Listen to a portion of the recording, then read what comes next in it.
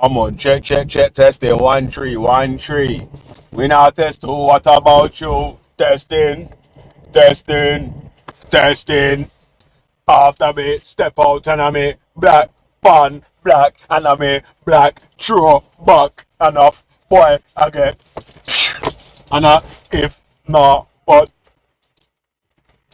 tough gala get. And if not, but no, maybe get a cocky 9 months you get baby. We not lazy, alright then. Come on, it's G-Blockery up in this video. Walk one. Walk one. Man. Yo. Yeah, man. So walk one. Big up the people them in the place, man. Let's get fucking busy, cuz. How you mean? Let the pussy clout thing play. It's quiet, man. What are you talking about? They say the one time else is time to speak. You want to just keep rapping and rapping, bro. Come on, stop doing that, bro. It's a waste of time. He's a genocide apologist. Saying, yeah? It's a waste of time. Listen, wait. Hold on. Andreas, he's trying to straw man you and trying to bait and switch you into an argument that you never made. I never made. There's no argument happening. There's not kids being shot at, which we know there is. Like, this kid's tapped. This kid is so tapped. Wait. Listen. There's no argument that anyone has made to say that anyone should be taking any hostages. Yes, the hostages should be freed, but it's still a genocide. What's happening in Gaza? What are you talking about? That's the point. We were speaking about the genocide in Gaza. No. Like, stop trying to remix and run away, bro. No, it's not That's the actual point. What's coming out of it? You're not speaking with Bads and Jupiter on them. I'm wasting my oxygen on you, scumbag. Jesus. We say, if the hostages were given back now, it can end. Do you agree with that, yes or no? Can I just, sorry to jump in, can I answer that? Do you know what can end it tomorrow as well? Do you know what can end it tomorrow? Do you know what also could end it tomorrow? Yeah. I agree with that. Yeah, but do you know what could end it tomorrow as well? How about Israel recognize Palestine as a state and then lets them start to rebuild their place? How can they recognize Palestine when Palestine's sole intention is the destruction of Israel? And you know that. Israel's intention is the full destruction of Palestine. What are you talking about? Billy, bro, they're literally carrying it out right now. How can you say no, it's not? Why they decimated like... Yo, this is what we call, international gaslighting. Yo, this is that man them are trying to do magic tricks here, trying to lie and tell you what you can see is false. Like no one can't see flipping babies, men, women and children fucking decimated in them places, starving. I remember I told you, before how this started, right? With Palestine-Israel thing, innit? Yeah, I wasn't really saying much still. I was just listening to my Will Smith CD. You know what I'm saying? They gave a condemnation when the hostages got taken and blah, blah, blah. And I didn't really say much, right? A little bit passed in the war. Didn't say much again. Obviously, hopefully the shit stops and hostage returns. And then on X, every day, from the start of the war till probably even till today, I ain't been on X for time, innit? Every day you see either a dead child, someone with half their head fucking eat out, someone with limbs missing, or something going on there. Yeah? That's what we saw. Well, that's what I saw, innit? Yeah, so from man seeing them things there, you know, we're going to call for a ceasefire, right? Who the fuck wants to see dead babies apart from psychopaths and weirdos? Who's calling for dead babies out here? Mad. Anyway, another part. Let's spit some more bars though.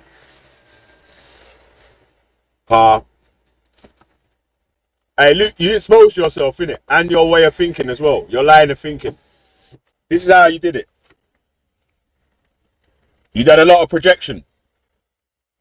You tried to place your line of thinking onto me So it looks like I'm trying to say what you said, but you said is what you said, and that's really how your mind works.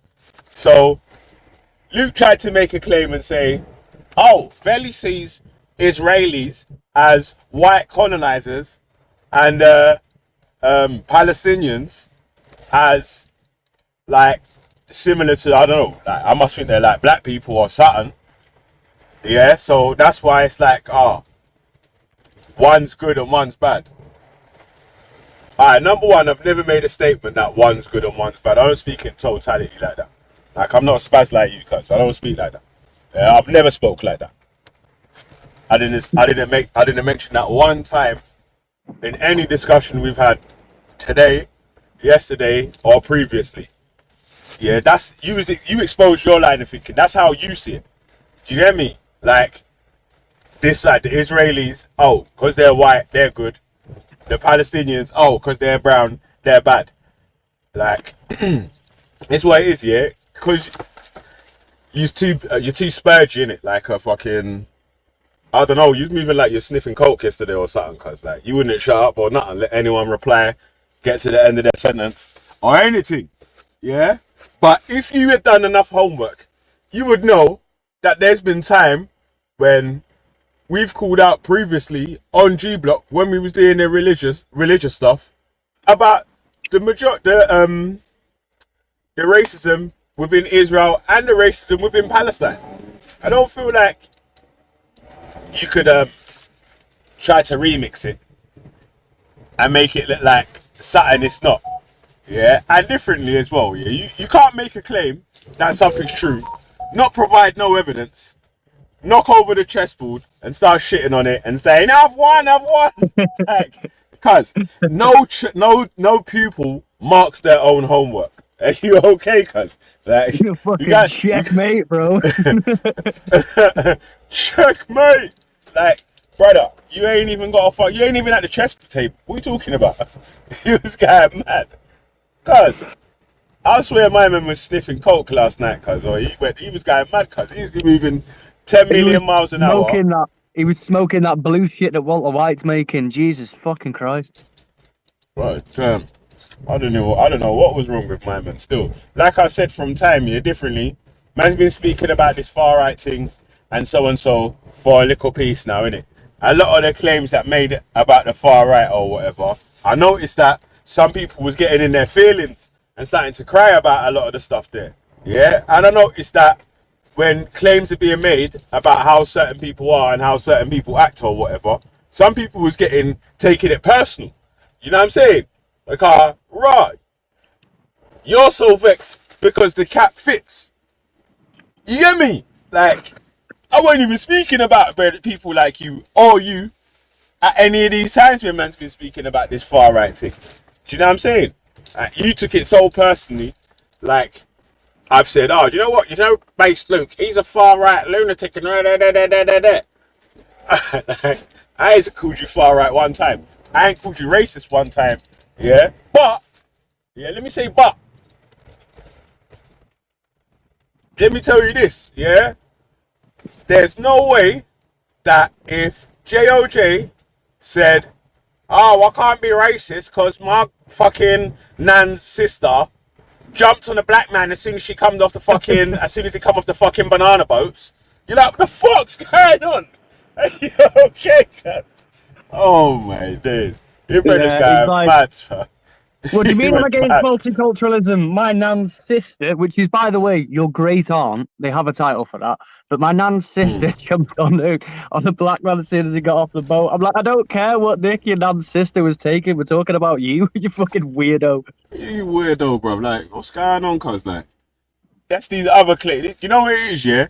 Is these men make these wild claims to protect themselves from getting any labels, but then they won't want to make any similar concessions for if I made that statement, I wouldn't make any statements like that anyway. Yeah, like I'm not spaz like that. Like, I wouldn't say I'm not racist because I know fucking 5 white people or some bullshit like that. That's stupid. I can't be racist. Some of my mobs are white. You know what I'm saying? Like, oh, I've got a fucking white tooth. Fucking hell.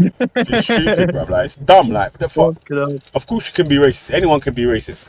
But projecting and trying to say anyone else is a racist without no evidence or no facts behind it, but it's just like hot air, isn't it, man? So, yeah, man. It was one of the funniest fucking things I've seen so far. I don't know how far into it you are yet, but fucking hell, it was hilarious. Yeah, I do you know what? Yeah, like I was saying this morning, I was doing a screen record, and then it went on private. So I was like, oh, okay, man slapped it on private. Yeah, cool. Man's unprivated it now, isn't it? Yeah, but that's like, you called it out. That's after man said, I noticed that my man's put the stream on private. You hear me, cuz? So fucking yeah, anyway, man. Right, JJ, did you have anything that you wanted to say on the where we're at so far? You've not jumped onto the panel yet.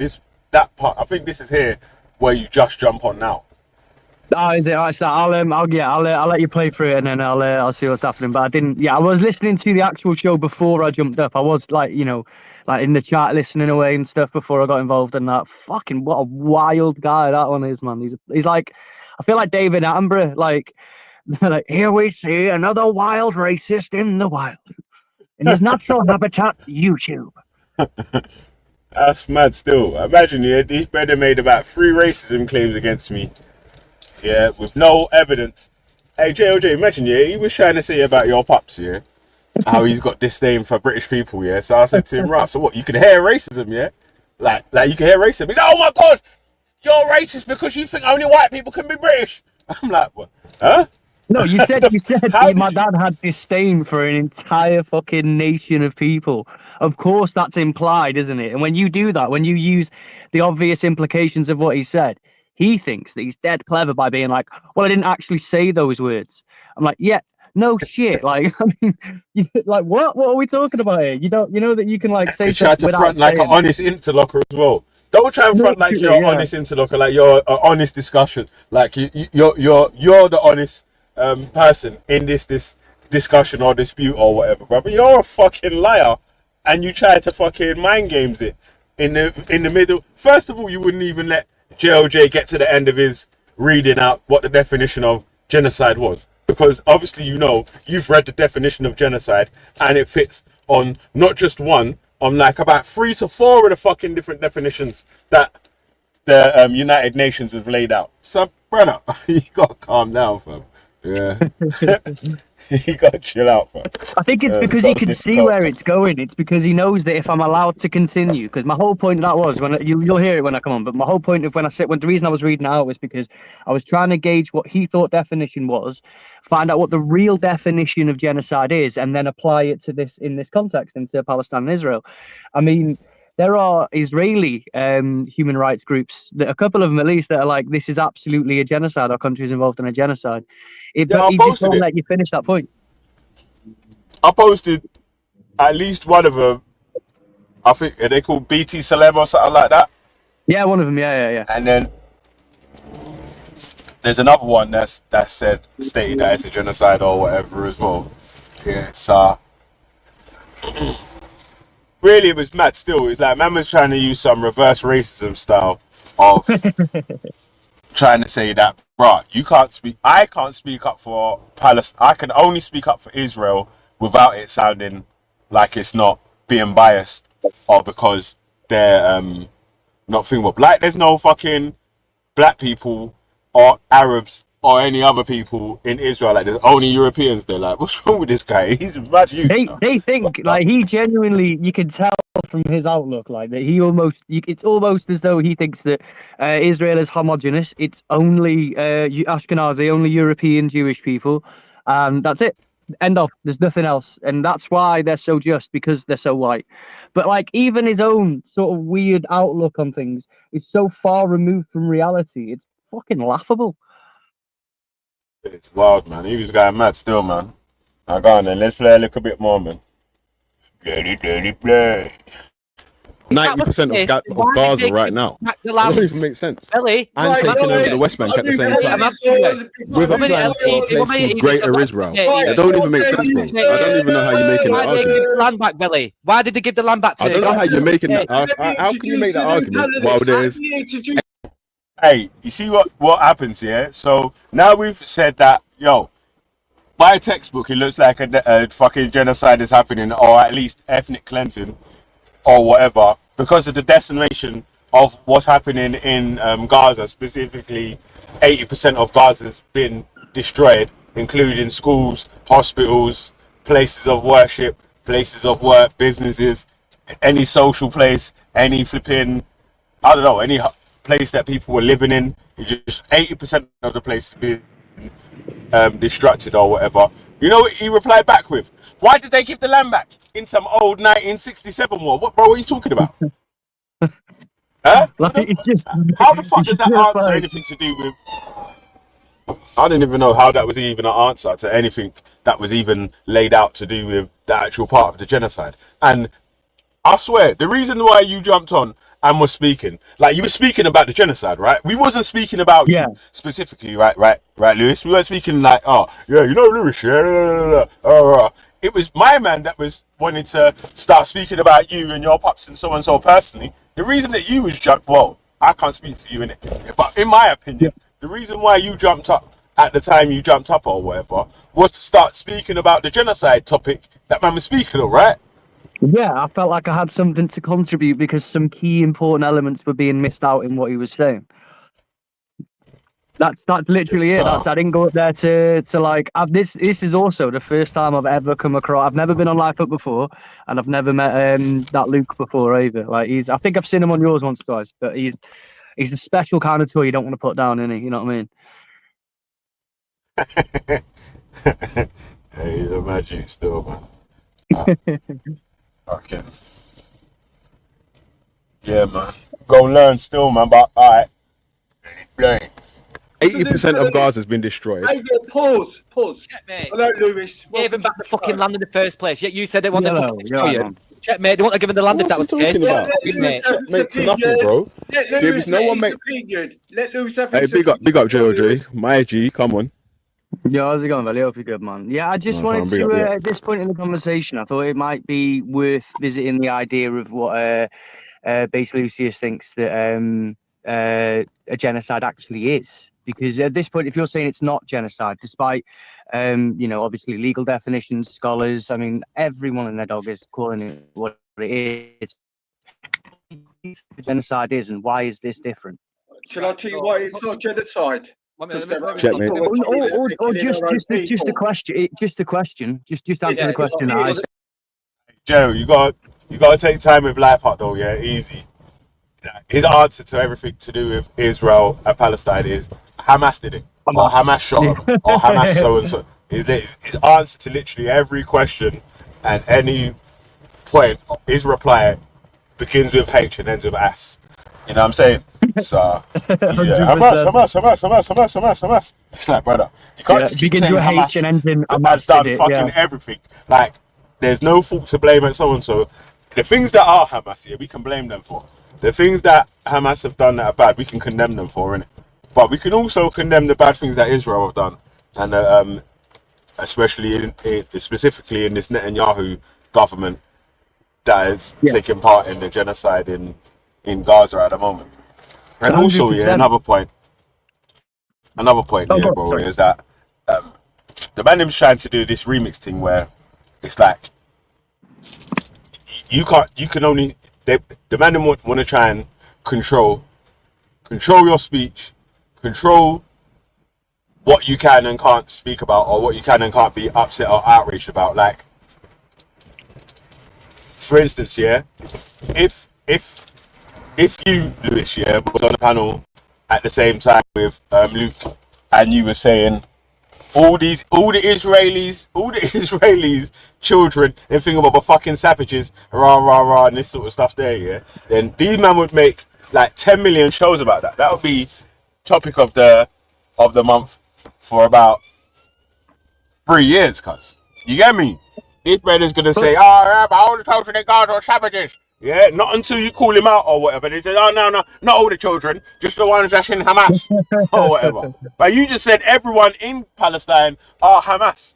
You've made that claim multiple times. Yeah, that's collective punishment. Times. And then he did it indirectly as well by being like, everyone there is Hamas. So you're saying everyone of the people there are terrorists. They're all no, Hamas. I didn't say everyone, just Hamas. But you said but previously you said everyone is Hamas, and now everyone's a terrorist. Every child is a savage.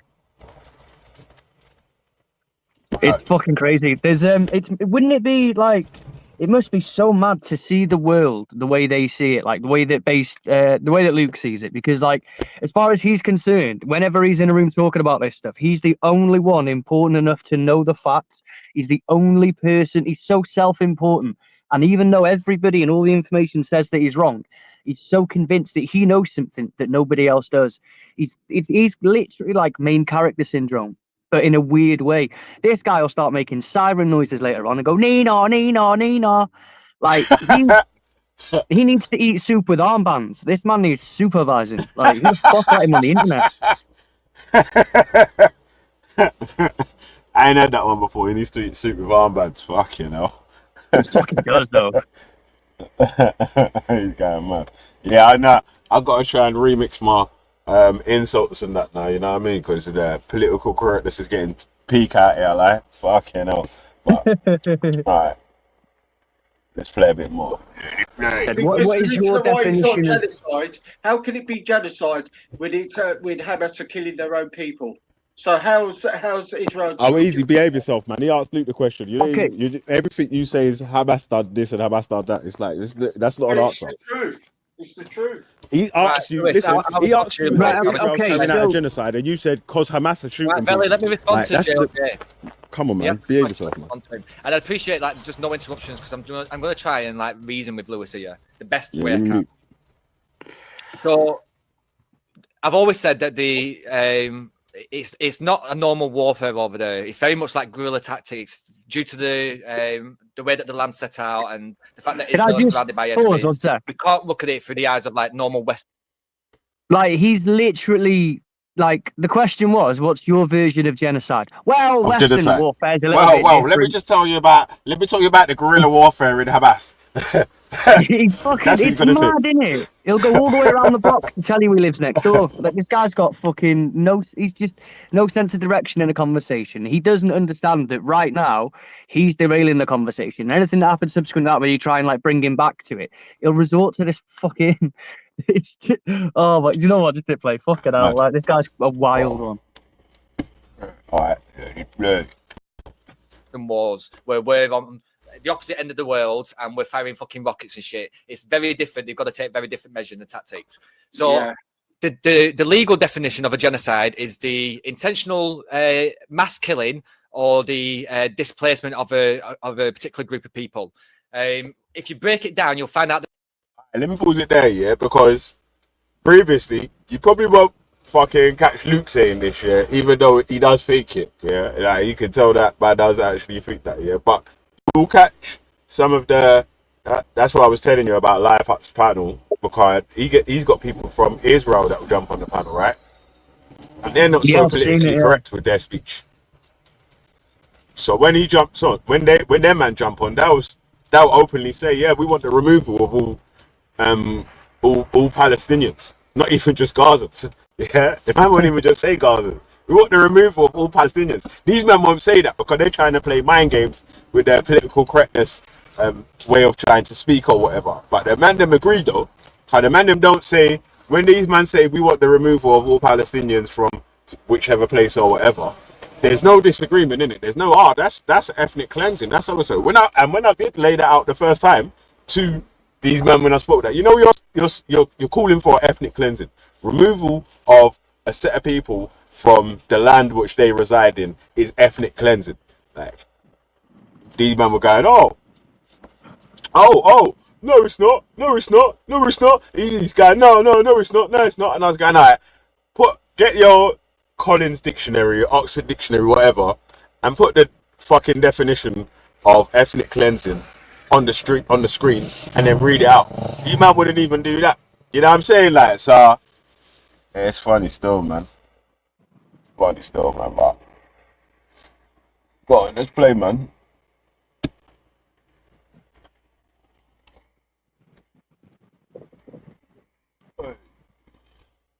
These people are Jordanians. So if they was to go back to Jordan, it wouldn't be seen as a genocide under international law.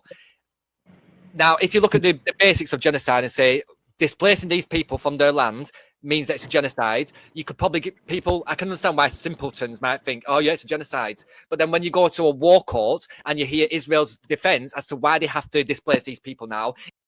Yeah. Try to slip that one in there. I understand why simpletons will think it's a genocide, even though Amnesty International, fucking the UN, various, like the majority of fucking human rights groups around the world are calling it a genocide and saying that ethnic cleansing and genocidal acts are taking place in Gaza, specifically starving the population, forcing them from their land or from pillar to post, calling for the removal of all the people in the land and bringing that into action, destroying hospitals and care centers and all that sort of stuff. That's actually part of the different stipulations of how a state is committing genocide and how they can say to themselves, okay, this is what we're not going to do to make sure that we're not committing genocide, and this is what we are going to do to make sure that we are sticking to international rules or whatever. Like, so tell a man about some stupid fucking polio vaccine after man's blown up like 80%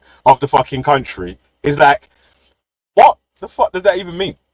And the polio vaccination stuff only came about because they weren't doing their duty under international law and actually fucking providing vaccinations and medical supplies as well as food and everything else to these people. They let it get in such a state against international law that they were forced by the international community to do something. So they did the least thing they could do, and they started offering vaccinations to some people, not to these entire groups. There were cases of polio in Gaza.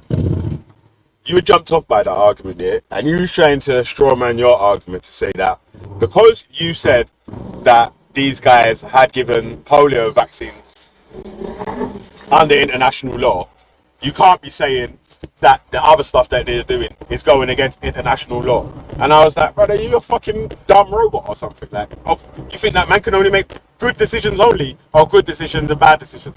Or, do you know what I'm saying? Like, it's like, you're watching the bombing and the blowing up, the displacement, the killings and all that shit there, the starvation, all the stuff that you're watching it on telly yourself, because like you can see it, like I can see it. We all have access to the same level of information, which is another point that I wanted to bring up here about one of the things he just said. But he's going, oh, they're all Jordanians. Bro, I've been to Jordan. I can tell you that they're not Palestinians. Jordanians are not Palestinians. Palestinians are not. They're the differences are that there's a national identity, a historical development, political status. I mean, yeah, sure, there's some ethnic, linguistic, and maybe some cultural ties. But the reality is that Jordans are citizens of Jordan. That's the biggest one. It's its own recognized sovereign state. Palestinians are a stateless people. They live in areas that are occupied, like the West Bank or in Gaza.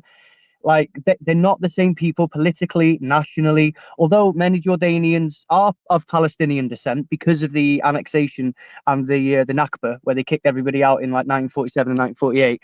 750,000 people overnight move over there. So, of course, these people share a lot of culture. They share some histories. They're deeply intertwined, but they are distinctly different people.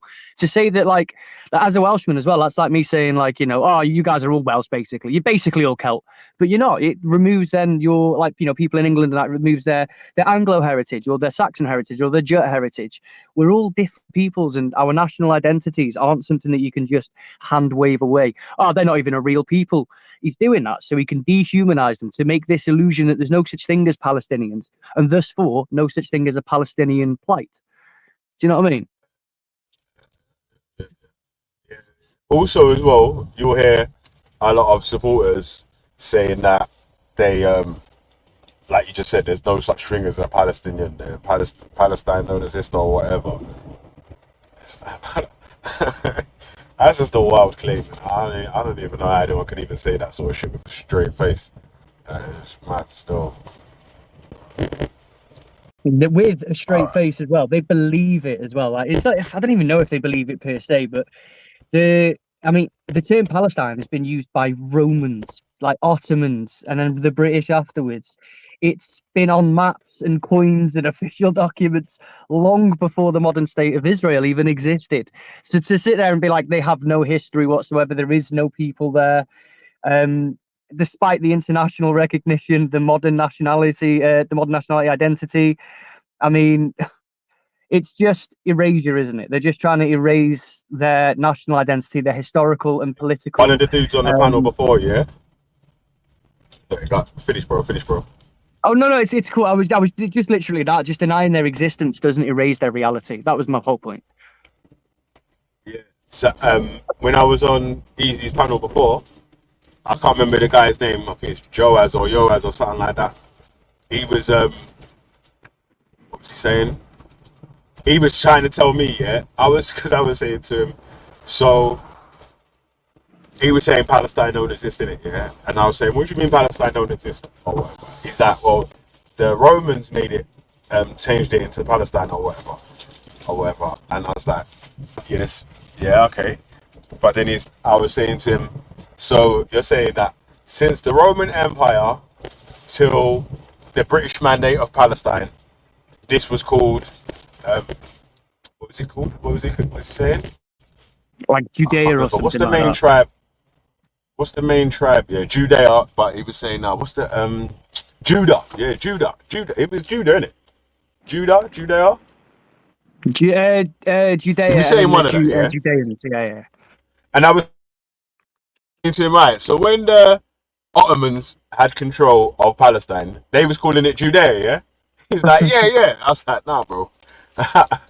You know they weren't, bro. So it's crazy, isn't it? Like yeah, England's not always been called England. When they do this thing where they do like a history of events, like a sort of a catalyst of how it happened, and they go from like Romans to Ottomans to British Mandate, and then it's like you do realize that thousands of years of development has happened in between the Romans, the Ottomans, and then the British Mandate until the eventual birth of Israel in 1948. My nan was born in 1937.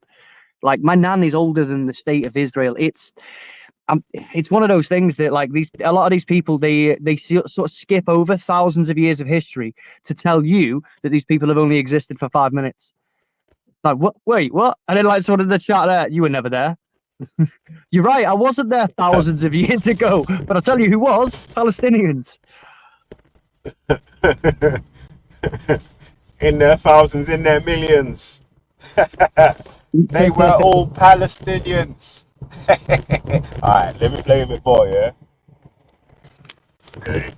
Even though they've given these people their land back and they've tried their hardest to try and live amongst them as a two-state solution, and they've used every single opportunity they have to try and eradicate Israel will... Alright, let me pause it there, yeah? Because again, like, you know, like we're saying, yeah, or like I'm saying, and let me speak for myself, innit, yeah? Then you can make a point after if you'd like choose.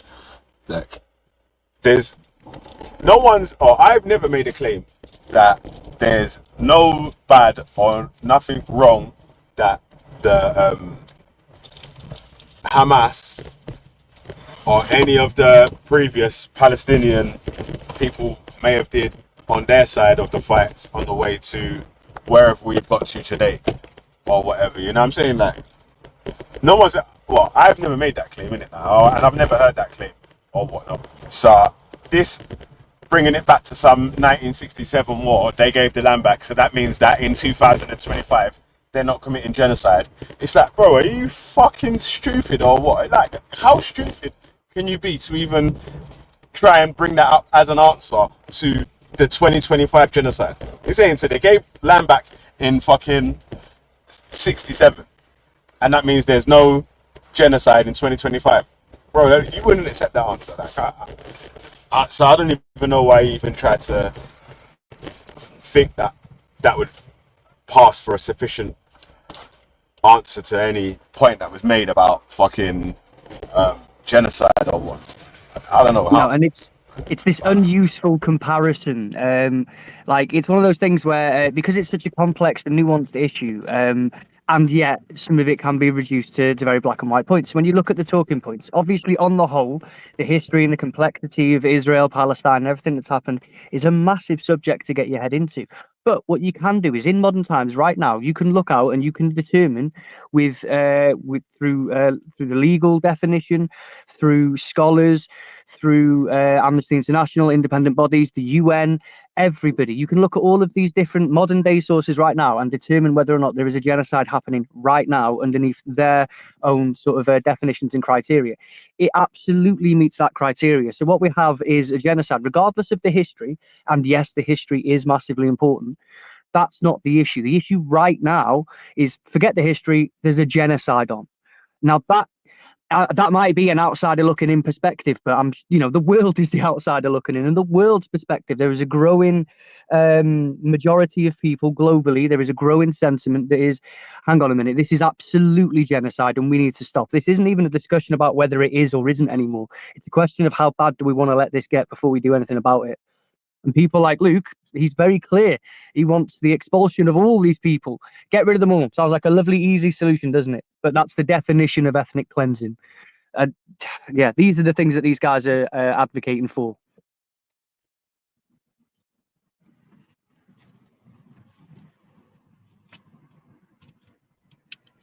But they're going to say that you're mad or whatever.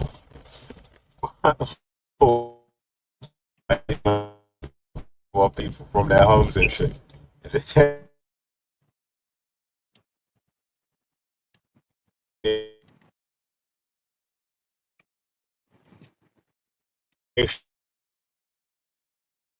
Couldn't it just tell?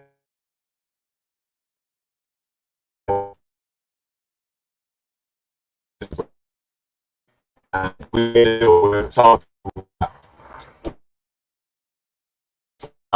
we're entitled to it more.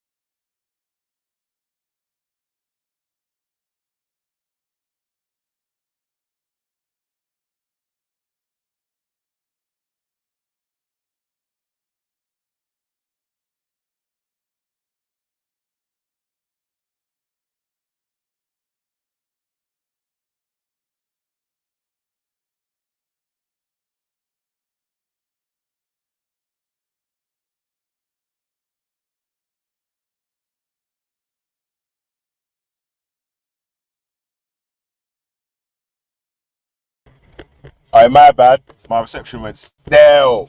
1 sec here. Oh, fucking hell. Let me load up the Canon.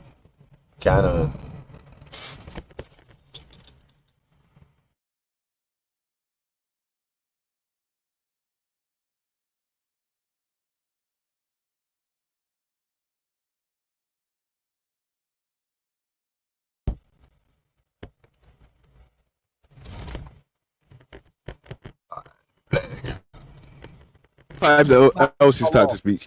You want to just keep rapping and rapping, bro? Come on, stop doing that, bro. It's a waste of time. He's a genocide apologist. It's a waste of time. Listen, wait, hold on.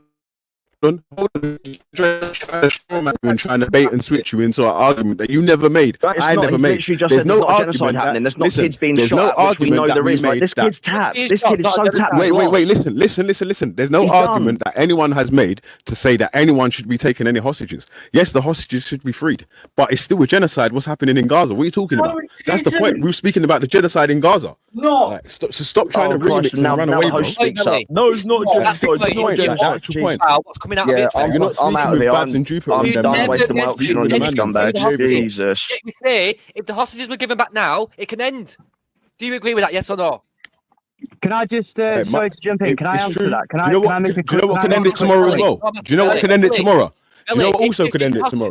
Yeah. I agree with that. Yeah, but do you know what could end it tomorrow as well? How? It's national law. Oh shit! Sorry, let me pause it there.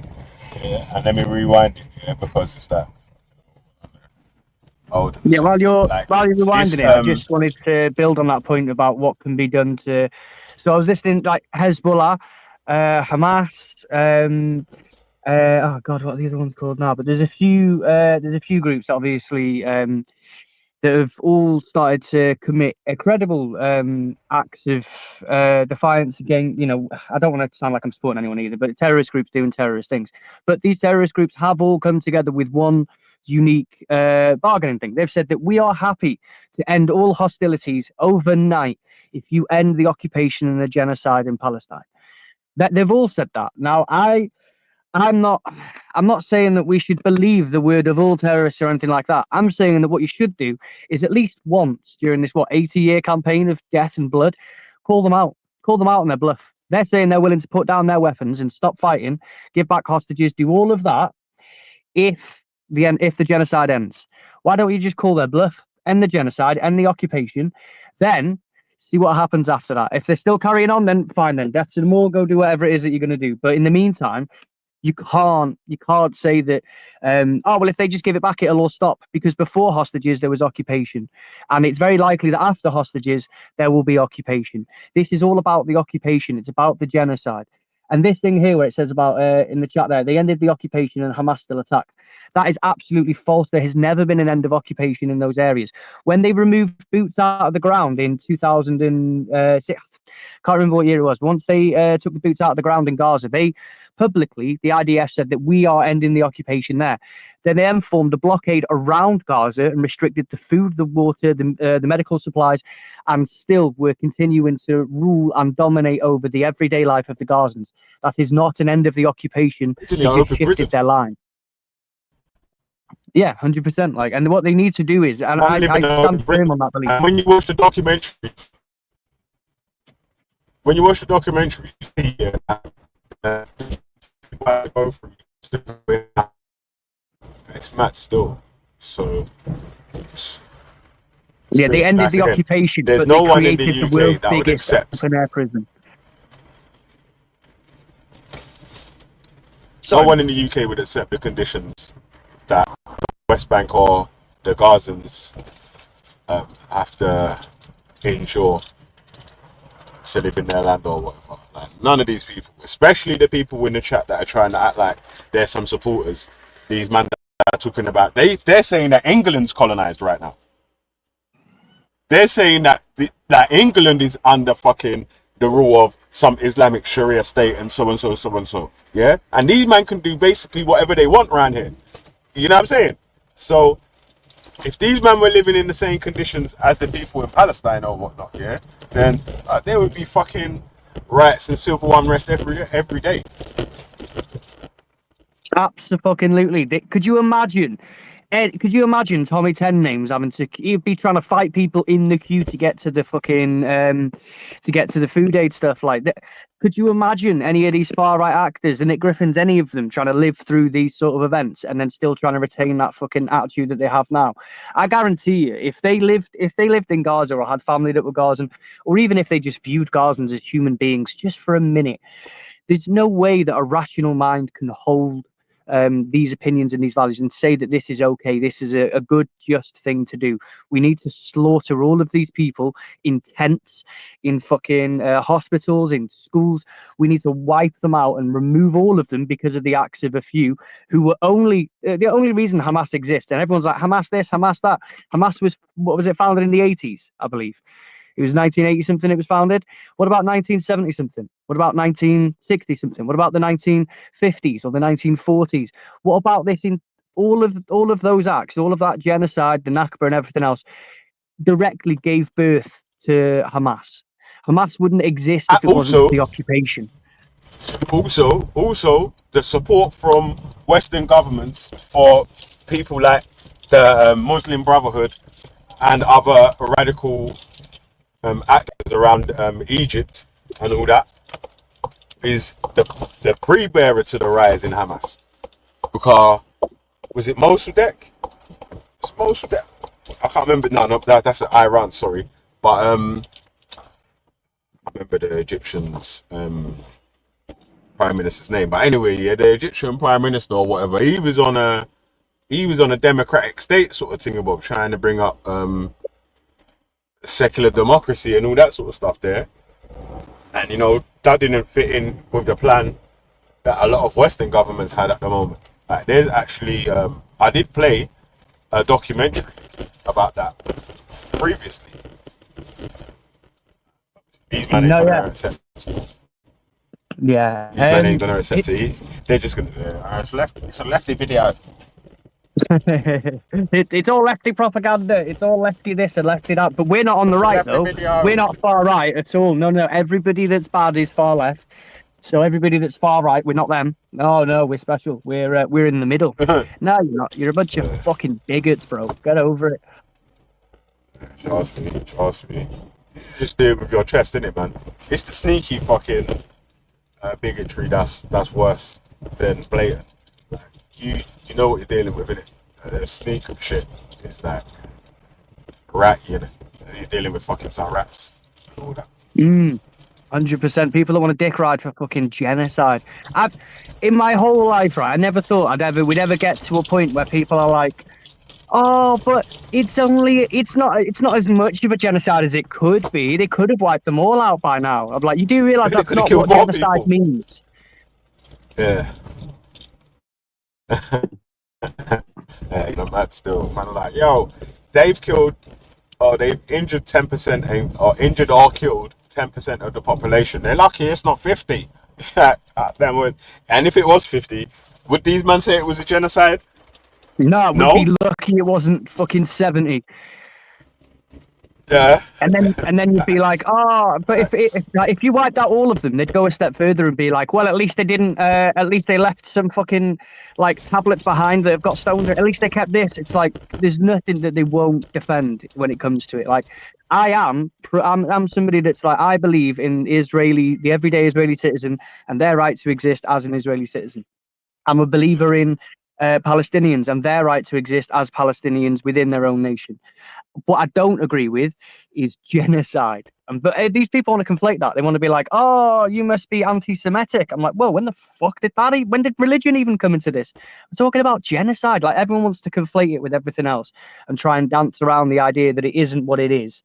But it is genocide, and there's no arguing from it. And this person where he's like, I can see how the intellectually feeble would, or whatever he said, how some thick people basically could, potentially see it as genocide. I'm like, bro, there are entire international bodies. There are studies in fields that have lasted lifetimes. There are endless amounts of resources from credible sources. Meanwhile, Luke from YouTube, he says it's not. So I guess it isn't. Yeah. Fuck me, you know what I mean? Obviously Luke knows best, isn't it? Like, you know what I mean? That fucking top genocide scholar and fucking United Kingdom and all them shits there. So who else should we listen to? I mean, like, so it's mad still. We're living in a mad place.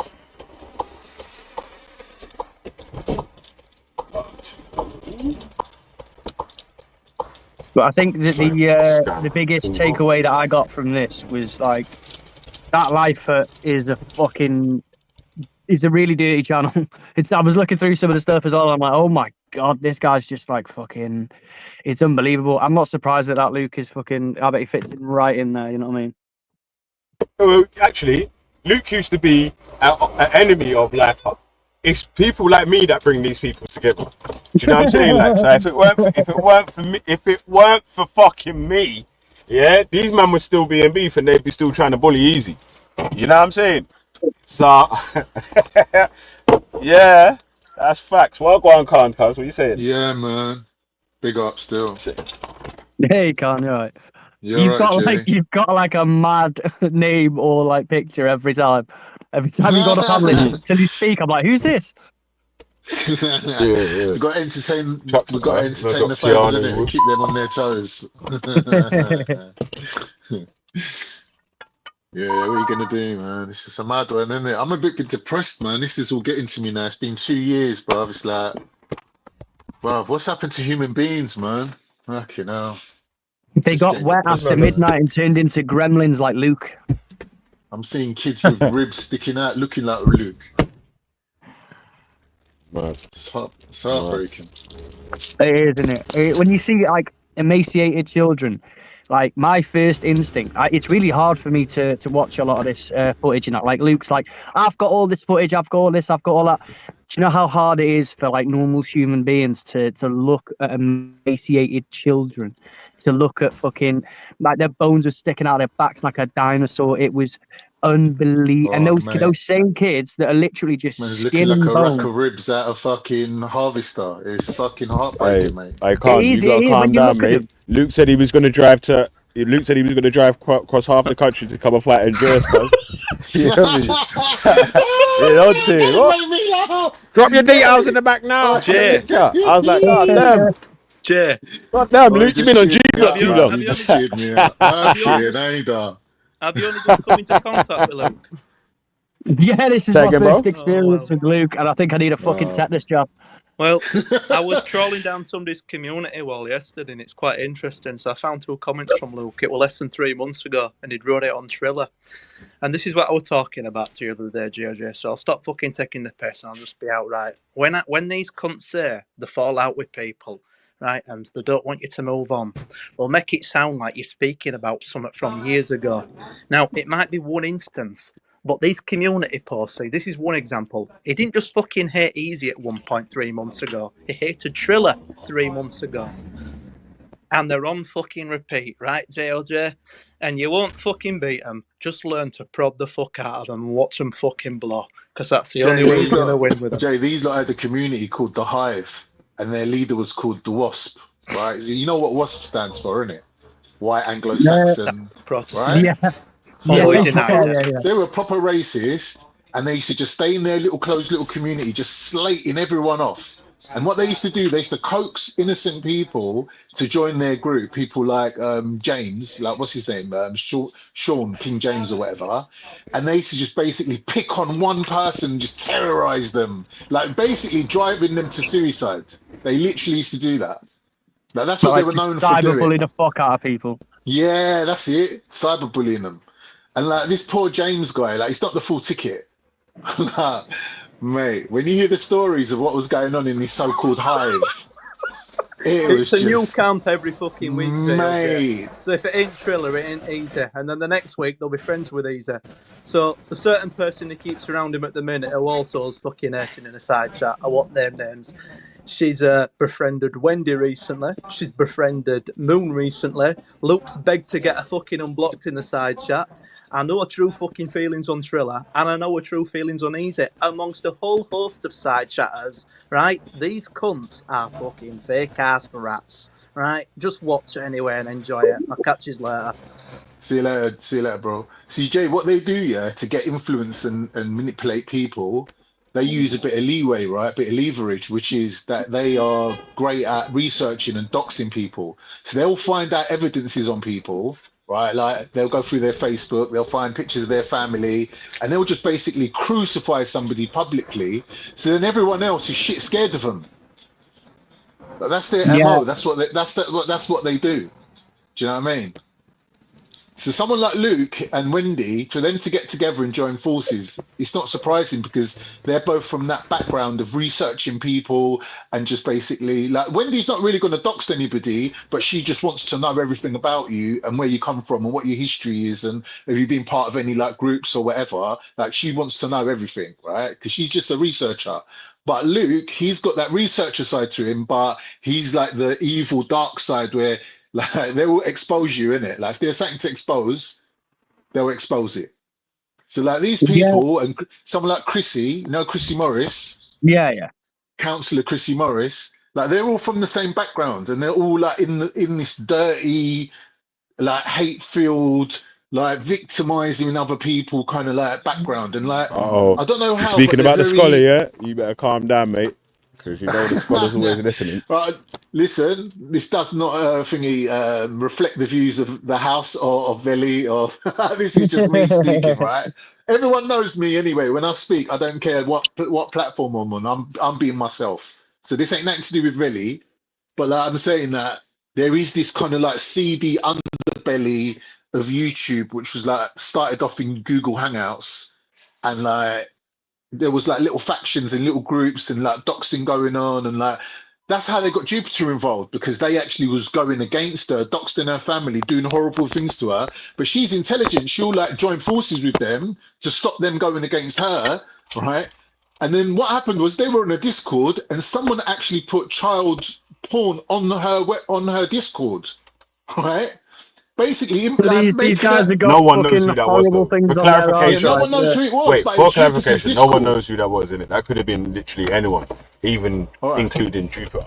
So it could have been anyone. Jupiter's not that crazy to do that to herself. Like that's not her. No, to but do I'm that. saying for clarification, no one knows who it was in it. So I'm not saying there's no evidence of who it was, right? But these lot were all in this secret little Discord, and look what happened. Like you try to be friends with them to stop them like turning on you, and then this happens. It's just mad. It's just mad. Yeah, you know what? That's what I'm trying to say, man. You gotta forget about this. I don't know. People were taking this online friendship thing as some. I don't know. I don't get too carried away. This is it with the, no, but I know what you mean though, on the lines of parasocial relationships and things, and how people who will dedicate their entire real life in the virtual world, and then they just become brain broken, and then before you know it, like I've had it myself where I've spent a bit too much time online where I'm like, oh god, everyone's a certain way, everyone's this, that and the other, and then you realize that there might be like 8,000 people watching a certain live stream, whatever, but there's like 50 odd or more million people in the nation. Like it's like it's one of those things. It's important to step out of these groups, not be in groups like that. To step out and touch grass, be a fucking real human. Go fucking. I've never been on a YouTube channel with more than 300 viewers. Like 300 ain't nothing. If you think about it, because a lot of them are clone accounts and like they got 2-3 accounts running at the same time anyway. Yeah. So 300 ain't that much, but it's like a little bubble, isn't it? It's like a little bubble of people, and it's like these lot. I don't know they call it an echo chamber. They're trying to do this kind of like left wing, right wing kind of split where everything's like they're on the right and everybody else is a lefty. Everybody else is like, like. Yeah, if you care about humans being treated equally, you're a lefty. If you fucking care about flipping anything to do with flipping equality, racism, and so, then you're a lefty, innit? But like, obviously, these men have told us multiple times, we don't care about racism. You know what I'm saying? Yeah, you don't care about racism. People ain't gonna be racist to you, innit? So that's why you don't care about racism. But the stuff that you do care about is stuff that might be affecting you, innit? Like, so. See, with me, Evo, I'll be straight with you. The reason why I hate racism, it might be a different reason than everyone else's. I hate racism because it's a form of corruption. Just like nepotism, just like any other form of corruption, right? I believe in a merit-based society where that is what is good for society. If somebody's good for the job, if somebody can do the job, if somebody's the best person for that job, they should get the job. No, I don't care if he's your uncle, he's your cousin, he's your brother, he's your sister, like you're a millionaire and you can afford to put people in places with your influence. That is all different forms of corruption. And racism for me is a deliberate form of corruption. They're saying, well, we got to make sure that our people get the jobs. Our people have the influence. Our people can afford these mortgages and to afford to live where they want, and everyone else can just go fuck themselves, right? That is what's wrong with this society. Because it's like Jupiter saying the other day, I was on her channel, she's saying, oh, well, we can afford to have human rights for people when we're in a position of power and we can afford to bestow this benevolence on people. I said, no. Human rights are inalienable. They are rights that are intrinsic, like right? You cannot take away, exactly. But she can't even see what she's saying. I'm saying to her, but like, look, me and Raj ain't agreeing on the politics of Israel and thingy, right? Palestine. But what we are saying is humanitarianism or humanity should be your highest criteria. Whether you're a Muslim, a Christian, a Jew, whatever it is, right? Your religion, your race, your sexuality, your gender, whatever the fuck you want to be, right? The highest thing that you can be is a human being, right? That is your highest criteria. That's where we should all come together on humanitarian grounds, right? Now, them humanitarian rights that we've bestowed on ourselves, for us to remove it for one group of people, it's that we're removing it for everyone. Because we're saying now that, well, it depends on the circumstances, whether we can give people the right to have food and water, right? Now, if you're saying it depends on the circumstances, then it's not a human right anymore, right? That is exactly it. This is the thing. You cannot have something that is conditional and universal. Right. It can't be both conditional and universal. It's Banksy they believe in rights for all, conditionally speaking. If you fit into their criteria, which is why we have human rights and not fucking specific group rights, because that's the whole point. It's about human beings, and whether you're, like you say, whether you're Jewish, Muslim, or anything else, it doesn't matter. You know what religion, race, creed, or ethnicity, or anything that you are. You are, at the end of the day, a human, and that's how you will be judged. That's how you should be judged. And being a human is an amazing thing. It comes with all sorts of privileges. We are able to do, we have rights as human beings. And so I think that when it comes to, especially it comes to these people's argument against genocide, things like that, sorry, for genocide, which is what they're doing. When it comes to them entering into those topics, they do so from the ground of not everybody is equal or human rights for all, except that's not how it works. It's either one or the other. And I personally believe that history will judge you based on which side you pick. And I think that the only side is the human side. You pick anything else, then, I mean, come on, it's anti-human. It's wrong. It's, it goes against what we are as creatures. We're just mammals floating on a rock in space, man. Like, when you really get some perspective about, like listening to this comedian who is like, you think you're like a person or like an American or like a British person or whatever, zoom out. Like, you think you got problems, just zoom away a little bit. Like, you are just these little tiny insignificant specks, and we're all arguing over, well, is that genocide really a genocide because they gave out a polio vaccine? Shut up, you fucking idiot, man. Like, these people are just like fucking. I don't want to say anyone's sub anything. See, two years ago, Jay, 2 years ago, I had this same conversation with Banksy, right? And he was all putting forward the pro-Israel side, right? And at that point, I didn't realize, why would an Iranian be pro-Iran and pro-Israel, right? Because obviously he's against the current regime in Iran. And Israel's going to help them to basically get a regime change so they can basically all go back to Iran and like take up their spots as like the ruling elite again, right? So he's fully invested in this Israel thing, right? But he's making it like he's not really got any like side in the game, but really he has, right? But we were letting that out after. We found out after, right?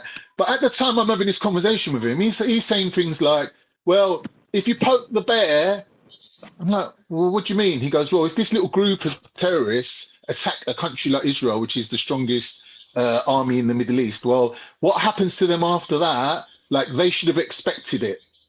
And I'm like, but that's not any like type of logic, or that's not any type of like criteria of behavior. Like, you're not saying that they're working within like the international framework. And he's like, no, might is right, literally saying fuck all that. Right? He's saying, if you do something to Israel and Israel basically wipes you off the face of the earth, you asked for it. It's like going up to Mike Tyson and punching him in the face. I said to him, by law, if you punch Mike Tyson in the face, he's got the right to punch you back. But he ain't got the right to kill you, your mum, your dad, and dig up your parents out of the grave and fucking rape them. Do you know what I mean? Like, there is a line where we have to draw a line and say, no more. Like, this is not a reasonable response, right? I got to him, if it goes any further than this is 2 years ago. I said to him, and then you see that this is just all bullshit, that they just actually just want the lands, right? They want to put that pipeline through. They want to have access to the Eastern Mediterranean. The people just in the way, and because it's 2025, no one else is prepared to take these people. So they're like basically turning a blind eye while they're genocided, right? This is the situation. He's like, oh, no, that's not the case. They're not trying to genocide nobody. They don't want to ethnically cleanse nobody. When they get their hostages back, that'll be the end of it. All they've got to do is give back the hostages, right? And still to this day, he's still saying the same thing, even though Donald Trump sat there and said, yeah, we're going to make it a Riviera. We're going to make it fantastic. And he's still arguing that, no, they don't want the land. Nothing to do with the land. Yeah, but also, a lot of the Knesset, when they're making like the ruling party of the Knesset or whatever, the Likud party, when they're speaking or whatever, they don't speak about the hostages or whatever. They're speaking in terms of getting rid of Hamas and / taking over the land or whatever. You know what I mean? So it's got so bad with this blaming Hamas for everything that even Egypt are saying we can't let anyone cross the border and come into the Sinai Desert because Israel's just going to say, oh, there's Hamas amongst them and use it as an excuse to invade Egypt. So Egypt's scared of getting invaded by the Greater Israel Project because they've already gone into like 4 other countries, right? Like they've gone into Syria, they've taken the Golan Heights, they've gone into South Lebanon, they've taken South Lebanon. Like they're just basically taking land off of everybody, right? And Egypt's like, nah, it's not happening to us, mate, because we had this happen to us before, and we just about got ourselves out of that fucking like headache because America helped us, and we managed to get them out of the Sinai Desert and back into Israel, right? So they're saying, well, why don't you let the poor people come over, or why don't you open the door so you can give them aid? But they're so scared. They're like, nah. But if we let these poor people come to eat, right, at our place, the first thing Israel's going to say, oh, well, there's Hamas amongst them. They're actually saying there's Hamas amongst the people. That's there getting aid, right? Fighting over like a bag of flour. He's like, nah, they're Hamas. And they're shooting people that's trying to get aid, blaming them for being Hamas. And like, yeah, not only that, people like we were talking about you can't draw a distinction. Yeah, when we were talking about, sorry, it was me interrupting you. I got really excited. No, go ahead. But no, like when you were talking about how like, oh well, you know, when they were queuing up, Hamas are queuing up, Hamas are here, Hamas are there, Hamas are everywhere. That geezer there looks like a Hamas. Yeah, literally, right? They're shooting children. There was I was listening to an aid worker who was, I believe he was an American dude, talking to Democracy Now, and he was there when, you know, the now famous image of the child kissing the aid worker's hand. And then, so there's an image recently of a child, very emaciated, kissing an aid worker's hand. The reason that image is famous is because he walked away, and as he walked away, he was shot. The way it was described by this worker, he was like, "Look, we were at the aid station. This child came over, and he looked bad. Maybe he was sick or something. He came up to us. We thought maybe he wanted to tell us something, and he started kissing our hands, and he was picking up flour and grains and bits off the floor, the stuff that was left over because it was just so many people there, and he's being so grateful." And then, he said to a guy next to him, he's like, why is he kissing my hand? And he's like, you have to understand that is the highest respect that you can be paid by anybody here. This is he's thanking you with for his life. It's incredible. So they're watching this child as he walks off. Shots are fired. This child's been shot in the fucking head.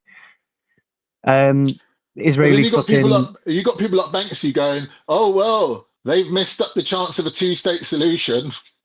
They messed it up on October the 7th. I'm like, what are you telling me? Like, can you not see that there is no intention at all, right, of having these people as part of their country? Like, they can't have them as part of their country because they would outnumber them overnight. They would democratically be the majority. They cannot have them as part of their country, right?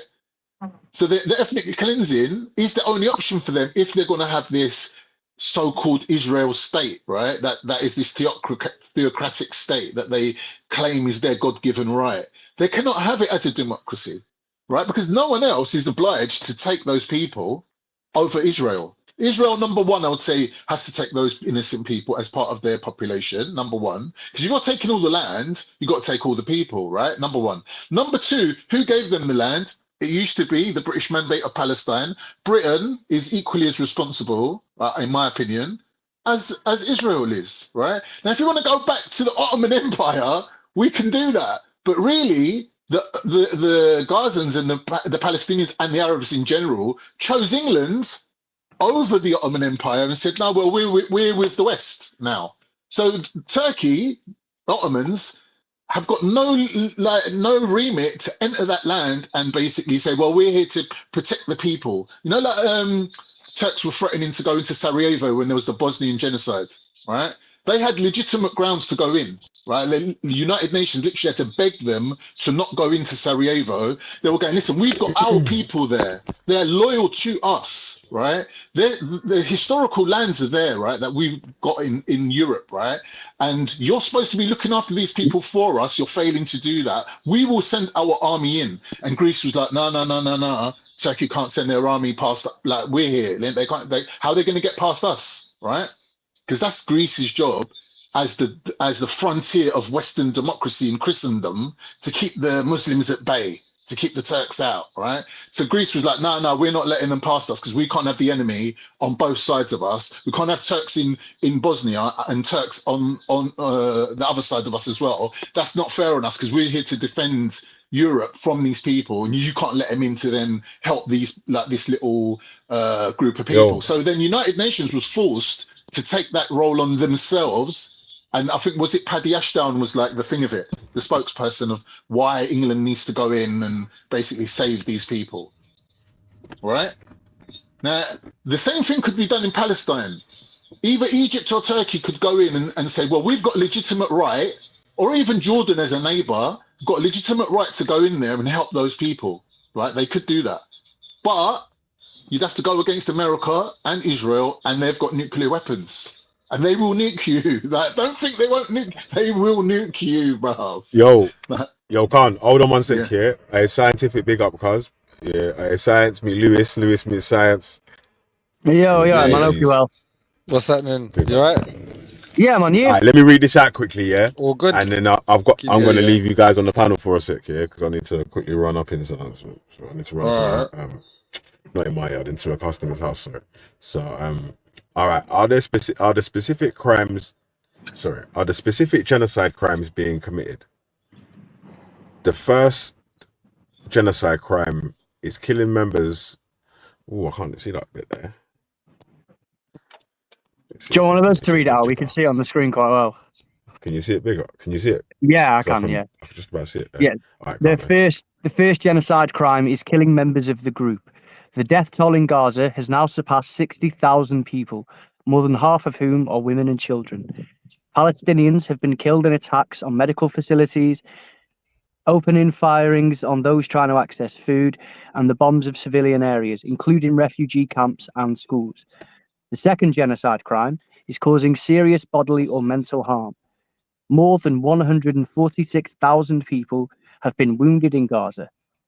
There are also credible reports from the UN experts, human rights groups, and media outlets of the detention and torture of Palestinians, including sexual violence. Causing mental harm is the constant fear of injury and death, the loss of loved ones, and a general denial of human rights and living in conditions. And then I can't see in the rest. Yeah. Let me get the next page up. Sorry. Flick the page for me, Belly. Flick the page real quick.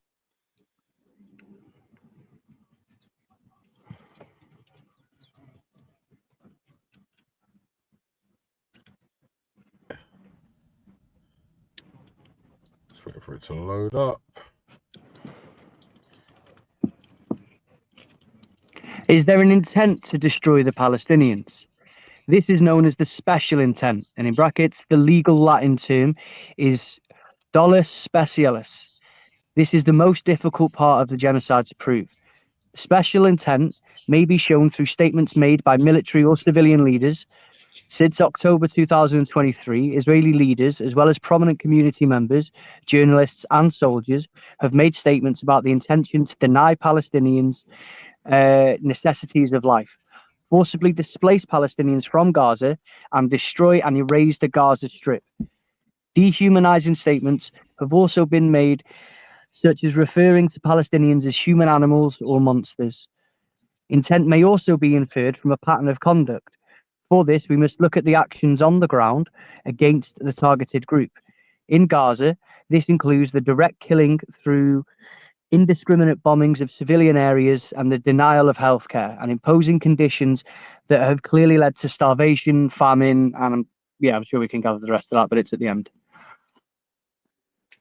So basically, they're going to go through the whole criteria of what it is to be a legitimate genocide and give evidences and show reasons why this is a genocide, right? Yeah, 100%. And when it talks here about the special intent and how difficult that is to prove, it's not necessarily that it's difficult to prove, but it is slightly more nuanced than the other side of things. So if you look at direct action, you can take a lot of intent from direct action, where they're bombing schools, where they're bombing any of these necessities for human life. They're not just bombing schools to kill people. They're also depriving people of education. They're depriving them of medical necessities. They're depriving them of farming. They're depriving them of everything that they need to be able to survive. This is the Melanie O'Brien. Genocide is defined in the 1948 Genocide Convention as a list of 5 crimes committed with the intent to destroy, in whole or in part, a national, ethnic, or racial, religious group. To determine if genocide is happening, we must first walk through the different parts of this definition. Do Palestinians fall within one of these listed groups? Yes, Palestinians fall within any or all of these groups. For examples, they are nationally Palestinian. Is there an intent to destroy the Palestinians? This is known as the special attempt. And then, that was the previous one to the one that we've just read. We went through that one. Yeah. So basically, even when Donald Trump's saying, well, we're going to move all the people out and give them somewhere lovely to live, that technically is the destruction of that population, because they would that's ethnic cleansing. 100% that's ethnic cleansing. Even, do you know what? This is going to sound very, very strange and very stupid. But like, I've personally experienced social cleansing, never even close to this level, but just to prove that it comes in so many different forms. When I was homeless at one point and I was living in hotels, the council came together, they renovated the area, and they decided that part of their renovations for the seafront, Real Council were going to kick out every homeless person from all the hotels so that they can go and live somewhere else. They said it openly. And at that point, they didn't realize that what they just admitted was social cleansing.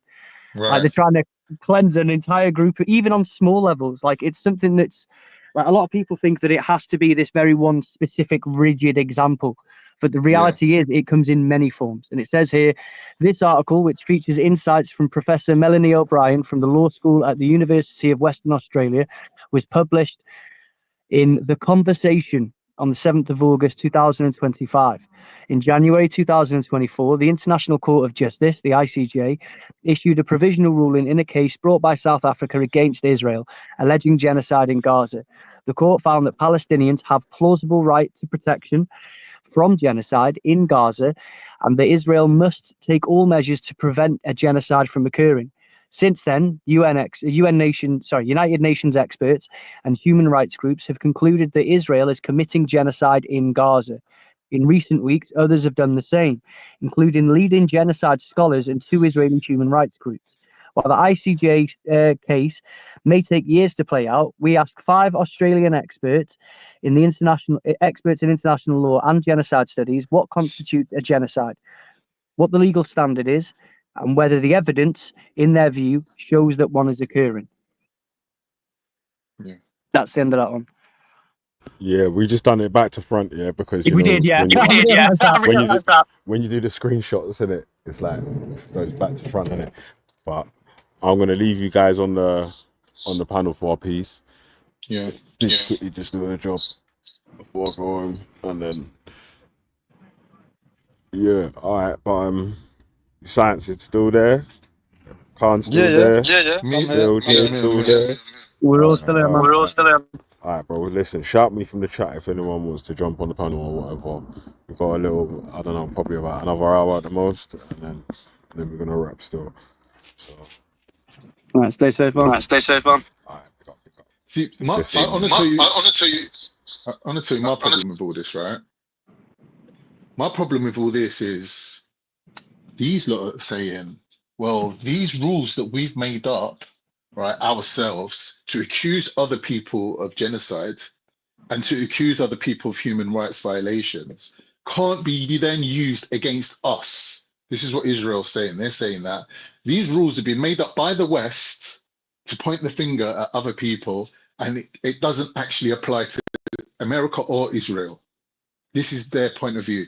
Now, so what we're seeing here is that all this whole world that we've been living in this whole criteria of our society that's been fed to us of like equality and like basically all the values that we stand for, right, can now be taken away because it doesn't suit the elites, right? Now, what is the criteria then that they're replacing it with? What are they replacing this democracy with? That we're going to bring democracy to the whole world. What are they replacing it with? They're replacing it with fascism, right? Now, the reason why they're justifying it, like I'll give you an example in America, they're now saying that they want to abolish the entire Constitution because the Constitution was written in a time where it only applied to white people. And now that everybody else has the right of being a citizen, they don't have the same rights as white people. And this Constitution that awards them that right should be abolished. And it's the same with this, if you look at it, it's the same with this legislation of saying what is a genocide and who's guilty of a genocide. They're saying, well, we've made this law, right, to protect us and point the finger at other people and enable us to enter other countries and basically do regime change all around the world that suited us. And this is part of that mechanism. Now, you can't then use it on us. So we can't be guilty of genocide because we're the ones that tell you who's doing the genocide. And it's just, that is the problem now. That is like, how, like, this is the bit that's really frustrating me and getting on my nerves, is that we've just been fed this lie, right? That there is democratic values and there is like human rights and all this world that we're living in, right? When we take all that away, ultimately what they're saying is their highest criteria in Europe, in the West, is racism. They're saying that this is all about the preservation of whiteness. This is all about white supremacy. This is all about having communities now in Arkansas and places like that where it's just whites only. And like, if you think about it, that's actually what Israel is. Israel is saying that this race of people who have this religion are going to be supreme and everyone else is going to be second-class citizens or they're slaves or, if you don't play ball, genocided. Now that happening in Israel now, right, and everybody going along with that is enabling things like the Irish to start attacking immigrants in Ireland, to basically English people running up on, what's it called, hotels where the immigrants live, to Arkansas having their own community where they don't want any black people there. Like, all this is a knock-on effect of the state of Israel. Like, the ultimate foundation of the state of Israel is a supremacist ideology, right? And if we're saying that this can exist, and if anything, not just exist, that we should all support this, right? If we're saying that, then how are we then going to tell other people that they can't emulate that? How are we going to tell people in Arkansas, well, the Jews have got their right to have their own self-determination and choose not to have the indigenous people around them, right? But you can't. They're going to say, why? It doesn't make sense, right? So if we have the universal law for everybody that we all live by, which is the highest standard of living, or we have this sliding scale of what's right and what's wrong, and when we remove that, we look at what's the ulterior motive is a racist ideology. It's just like, for me, it's like, wow, really? Like, that's your ideology, racism, right? Protecting your race. Like, this is crazy. Like that, like, how is that the highest like criteria that you have? Like, no other race of people have this ideology. I don't understand it. I personally cannot understand this white supremacist ideology, right? It just doesn't make sense to me. And that's, for me, the white supremacist ideology is at the foundation of what's happening in Israel, what's happening in America, what's happening against immigrants everywhere. Oh, the Muslims are rocking up on boats. Yeah, but when we look at the numbers in England, right, the amount of Indians that are coming, right, with guaranteed jobs, right, and agreement that they don't have to pay national insurance, right? When we look at that number compared to the people that are like are so-called illegally coming here, why are we focusing on a couple of people in boats? Why are we demonizing Muslims? Like, the enemies, the enemies. Why are Muslims the enemy now? I don't understand it. Because when you wanted Muslims and Arabs to overthrow the Ottomans, so you could have Saudi Arabia, you could have the Suez Canal, and you could have Israel, England was like so pro-Muslim. England was like, yeah, like Lawrence of Arabia. Yeah, Lawrence is the man. You're not wrong to call out that, and I would build on that a little bit more, and I'd say that a lot of this stuff that we're seeing now, so you can extrapolate some of the information that you just said and apply it to other areas. So like you say about these people going to hotels, things like that, these stochastic auditors and stuff, who are fueling anti-migrant sentiment. It's not necessarily about the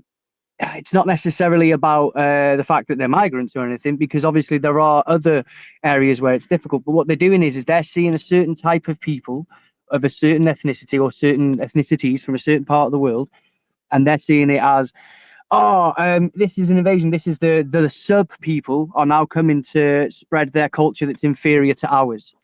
But what you're actually saying when you're saying that other people's culture or whatever is inferior to yours, you're saying that yours is superior. So this is about supremacy, but they'll never admit it.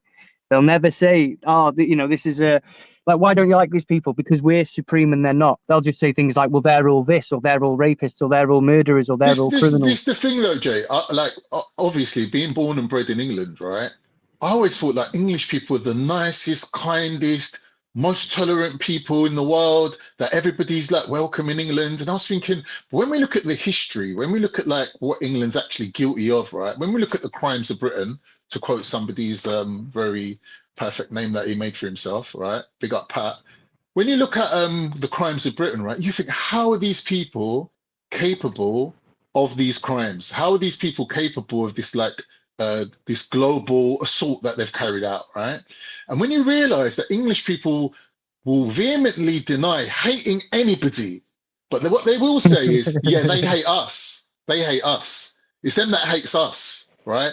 So they immediately adopt this passive-aggressive position where they're justified in intervening in foreign and global issues to protect England. Right? And this is the Crusader mentality. This is what Crusaders did, right? They went into the Middle East to fight wars with the premise of the Saracens, right, are going to come all the way to England and invade England, right? And this is where I come in though, Jay. That's why I've got a problem with these Wahhabi Arab Muslims that come to England, start off their own mad religion, turn the indigenous Muslims psychotic, and start saying things like, yeah, well, we're going to take over England. We're going to bring Sharia to England. Because all they're doing is fueling the far right to then turn around and say, well, you can see that these people are an enemy to us, right? Now, really and truly, are Muslims the enemy? The indigenous Muslims, like the natural born Muslims in the UK, like Bengalis, Turks, Afghanis, whoever they are, right? Whatever country they come from, these people are all part of the British Empire, all fought and died in millions for Britain. How are they now the enemy? That's what I want to know.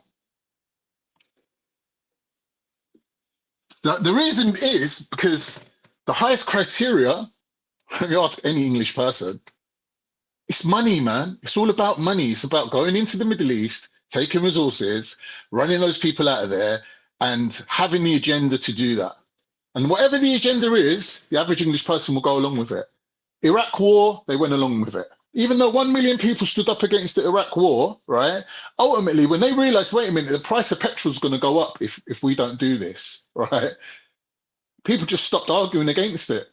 Because ultimately, living in England, we're all stakeholders in this machine, because our lives are directly impacted. Like if these military plans of global supremacy don't work out, we're going to suffer, because really there is no jobs in England, there is no production in England, there's no manufacturing in England, the coal mines have been closed down, like there's no even like Scottish Gas or whatever the fuck it is like it's all gone, did you say there's no jobs in England because the coal mines have shut down? No, I'm saying there's no production, manufacturing jobs. But that's right? Because the world. That's because the world has changed, and England is, invested in kept up to date in globalism, right? They're well, invested in globalism. More than that is the fact that although those industries of coal mining, steel production, and all the basic materials industries still occur, they're not the kind of be all and end all of everything. My argument here is this, right? Let's say the elites have decided that rather than having our own coal mines and our own coal miners working, producing coal in the UK. No, they haven't decided that. Wait, let me, one minute. They haven't decided that. What you're saying is silly. Wait, let me land. If the elites have decided that it's cheaper to buy coal from China, let's say, for example, so we'll close our own coal mines down, then the money that they save by doing that should be filtered down to those people and benefit those communities that have now had their jobs taken away from them. So Because they have now should been should we have a special pension Wait, plan for let glass me blowers? Let me learn. Because they're not needed anymore. Let me either. land. If the elites that we are putting our lives in their hands are saying, well, the work that you're doing, we appreciate it, but we're going to get this product cheaper elsewhere. But the profit that we make is going to benefit Alright, you bro, as well. You're going to have I better know what schools. You're going to have I a know what better you're life. saying. I know what you're right? saying. You've been talking for about 20 minutes, bro. The simple fact is, do you think that the car industry owes the horse and cart industry a huge amount of compensation because in 20 years they suddenly went from horse and cart everywhere to automobiles almost everywhere, and the horse and cart industry vanished within 20 years, as well as the supplementing industries of hay and horseshoes and the tracks that they have to ride on. Now that all went away simply because of technology, a breakthrough in technology, and somebody adapting that into a machine. Now, do they owe them something because they're no longer needed anymore? Some people still keep horses. Some people still maintain some of those industries for them. But the world changes, the world moves on. People in England made some great decisions rather than leaving ourselves lumbered with basic level industries, with a small country and small amount of resources. We're never going to be a big player. We're never going to compete with countries like China or Russia or even America when it comes to producing oil or steel, even though some things you're missing my point. I'm not saying that you're wrong. I'm saying that you're right. Listen, I'm saying that you're right. I'm just saying that you're responsible for those people. I'm saying that they're all part of the country, coal. So they've all benefited. You can get coal. Get coal from China and save yourself millions. But that's such a pathetically small-minded way of looking at it. Correct. Everything that you said is correct. But what is the price of that? Is that you will no longer have your own industry where people got the self-determination. You don't need it. Wait. You don't need it. But wait. What I'm saying to you is those people who have handed over their sovereignty to an elite to make decisions Who's on handed their over behalf. their sovereignty? Wait. What the hell are you talking? You're talking about politics now. You're talking about something else now. Let me make my point, and then you can answer me, right? I'm saying to you that if the elites have been given the right to basically undercut their own people, they are responsible. What the hell are you talking about? They're responsible for those people. Listen. A country going from. It's really bothering me that you can't understand the simple. I can understand it, but it's so stupid. It's unbelievable. But it's not stupid. It's a responsibility. Well, can I speak though? You've been talking for 20 minutes, almost unhindered. So please let other people have a bit of say as well, because we have heard. I'm not stopping you from having your say. I'm addressing what you said. Don't see why you don't see that. If there's a police force, right, and you're saying to me, you give up your sovereignty as a man and your right to defend yourself to the death and hand over that sovereignty to the police, and the police will do this job for you. And I say, all right, as part of a civilized society, I will do that. I will let the police defend me, my wife, and my child, right? Now, the police, therefore, by taking on that responsibility, have been empowered by me to do that. However, they're responsible for me now. Because I don't have guns, I don't have weapons. I've chosen to be civilized and not arm myself and not walk around with a fucking machete in my back pocket, right? So therefore, I've handed over my power to the police, who are therefore then responsible I'm back. for me. All right, can you hear me? Yeah. So Khan, listen, you need to listen to what I'm saying as well. I have understood what you're saying, but it's a silly thing to say that a country went from certain types of industries, which became obsolete, and therefore adopted new industries like the financial sector and IT, engineering, science. These things that England has adopted and you benefited from much more than steel and coal. You're saying that they done that at the like somehow as a detriment to all the people in the country, but no, we all benefited from that. We all benefited from the British Empire. Sad as it is, we have all benefited from that. We've been given free healthcare, free education, and free welfare our whole lives. At a pretty decent standard globally. So we've got that for free based on the fact that our country made these decisions from going from this industry to that industry, from adopting slavery to abolishing slavery to all sorts of things that they've done in their past. We have all been beneficiaries of all of those changes. I agree. Like I said to you, I don't know if you missed the part where I said I actually agree with everything that you said. I'm not against globalism. I'm not against technology. I'm not against none of these things. I'm saying to you though, however, if I'm making pots in my house and selling them from my front door, and somebody comes along and says, well, we're going to open the Matalan or we're going to open Dunelm up the road from you, that's going to put you out of business. And I'm saying, okay, but I've got a say in it. As an Indigenous person, I've got a say. I can vote in the local council and say, I don't want this Dunelm to be opened here, right? Now they're saying to me, don't worry. Although this Dunelm's going to open here, you lot are all going to have jobs in Dunelm. And the money that you was making from selling pots, you can now have working in Dunelm. So you're not going to lose. Bro, that is some self-entitled bullshit. Nobody owes you a job. If you're doing something and the world changes, you don't understand what I'm saying. You have to find a new job. You have to find. You don't understand skills. what I'm saying to you. We're not slaves. Dunelm don't owe you a job just because they're better. They do. They don't. Just because they're better at your shitty company, they don't owe you a job now. You don't understand what I'm saying to you. For example, look at it on a bigger scale. Forget about local, right? Imagine there's a country called Turkey or a country called England, whatever the country is, right? And a company phones you up and says, yeah, we want to open 10 McDonald's in Turkey, in Istanbul right now, right? And I'm saying to them, okay, if we allow you to come here and invest your money and make your profit, what are you going to do for the people? Like you have to do so they have to have a percentage of employees that have to be recruited locally. Right. This is a standard practice. So you just agreed to what I'm saying. Yeah, but this is a standard practice. It's a principle. Yeah, but you can't tell them that they have to recruit 100% locally, and you can't tell them that they have to recruit anybody locally. It's an agreement that they make. It's an agreement that they make with whoever they have to get permission from, and it's got nothing to do with you, who's got a shop next door that's now going to go out of business.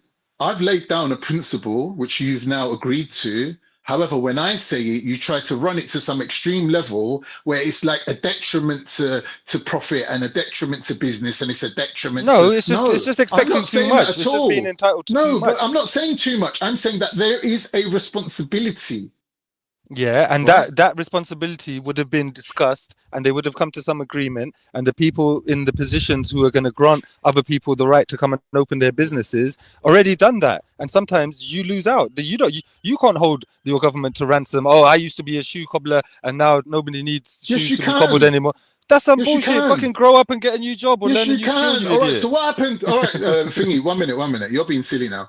What happened when all the black cabbies were protesting about Uber? They were going, how are nothing people... happened. Uber's smashed them. Uber's smashed them. Like... 1 minute. Are you saying that the black cabbies of London were wrong for protesting and saying, well, we don't want things to change because these Uber companies are going to come in now, right? And you're going to have Afghanis who just got off the boat. So you tell me, Khan, you tell me this. You're not listening. Listen, Khan, I'm asking you directly. No, I'm going to ask you directly. You're in central London. You're in central London. You want to go somewhere 3 miles away in central London. Are you going to get an Uber that's going to charge you £12? Or are you going to get a black cab that's going to charge you £40? You're not listening to what I'm saying. You're a fucking idiot, bro. You're dumb. Brother. Like you're just showing yourself up right now. It's embarrassing. But bro, be honest though. You're in central London. You want to go 3 miles away. Are you gonna choose to get a cab or an Uber? Which one would you choose? Listen to what I'm saying to you. Listen to what I'm saying to you. The black cabbies at the time were protesting against Uber. They were saying that this isn't fair because we have to study the roads of England like the back of our hands, and we have to pass safety checks that these guys don't have to do. The TomToms killed. The TomToms already took over them. Any cab driver who buys a navigation system. I'm saying to you that those people.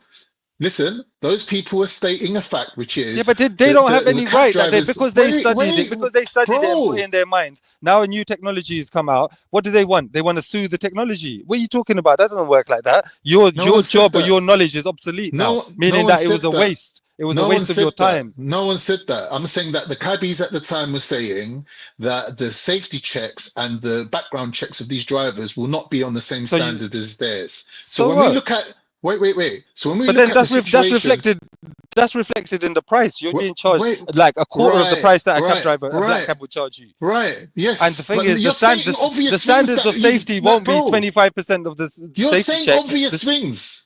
Relax. Yeah, and so are you. But your obvious things are pretty dumb.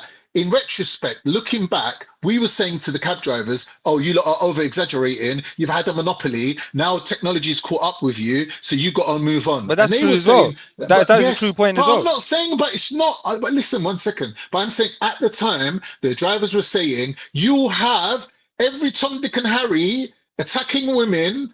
Dangerous things will happen to your children. Random people be turning up at your door to deliver your McDonald's. You won't know who these people are. So why don't people stop using Uber? If that's what's happened, then people would have just stopped using trying Uber. To be a contrarian. Listen to what I'm saying to you. At the time, we no, said because that you're just saying that listen. people who have become people who have become obsolete or their skills are obsolete. You're saying that the world owes them something to keep them employed or something like that. Brother, I'm not saying that. I'm saying to you that at the time, the cab drivers were protesting against Uber. Uber was allowed to come in. Now, what Uber's got the monopoly, they can start having a bit of influence. They're like hiring people who don't even have fucking residence to even be in this country to drop McDonald's off to your door. How did we get from there to there? All right. Well, shall I tell you what this is like? This is like on your street, you've got a £1 store, a 50-cent store, and a 25-cent store. And you're saying, my £1 store is not going to do much business because of these 50-cent stores and 25-cent stores with their cheaper, shoddier goods. But that's the fact of it, is other people are going to be allowed to make their choice. Those who can afford to shop at your store are going to shop at your store. Those who want to get a bargain or a cheaper price for the same thing are going to go to one of the other stores. But the fact that both things are there available for them, that's not a bad thing. Now, people will choose what they can afford or what they prefer. What you're saying is, no, we shouldn't let there be 50-cent stores and 25-cent stores because I've got a £1 store. At what point did I say no? Then what's your whole point? What's your whole point? At what point? So what is your whole point then? I'm saying that for everything for one step forward that you take, technologically, sociologically, whatever it is, economically, you're leaving something behind, right? Yeah, obsolete skills and services that are no longer required. All right, but when you look back in retrospect and you realize that those people that got left behind had a valid point and they were saying something, you can't then say, the world moves on, you can't then say that, well, our highest criteria and our highest objectives has got to be making everything cheaper and everybody's got to be able to afford the new 50p store that's replacing the £1 store, right? That cannot be it's just the fact that, listen, in a free market economy, you come up with a product and charge a certain price for your product or service. If someone else mass produces or mass develops it, they can offer the same thing for a cheaper price. Now you have no right to tell them that they shouldn't do that just because it puts you out of business. No one's telling them. This is where you're straw manning. No one's telling anyone anything, but I'm saying that there is a cost for that. When we have the luxury of being able to go into McDonald's and get a meal for like a £5, right?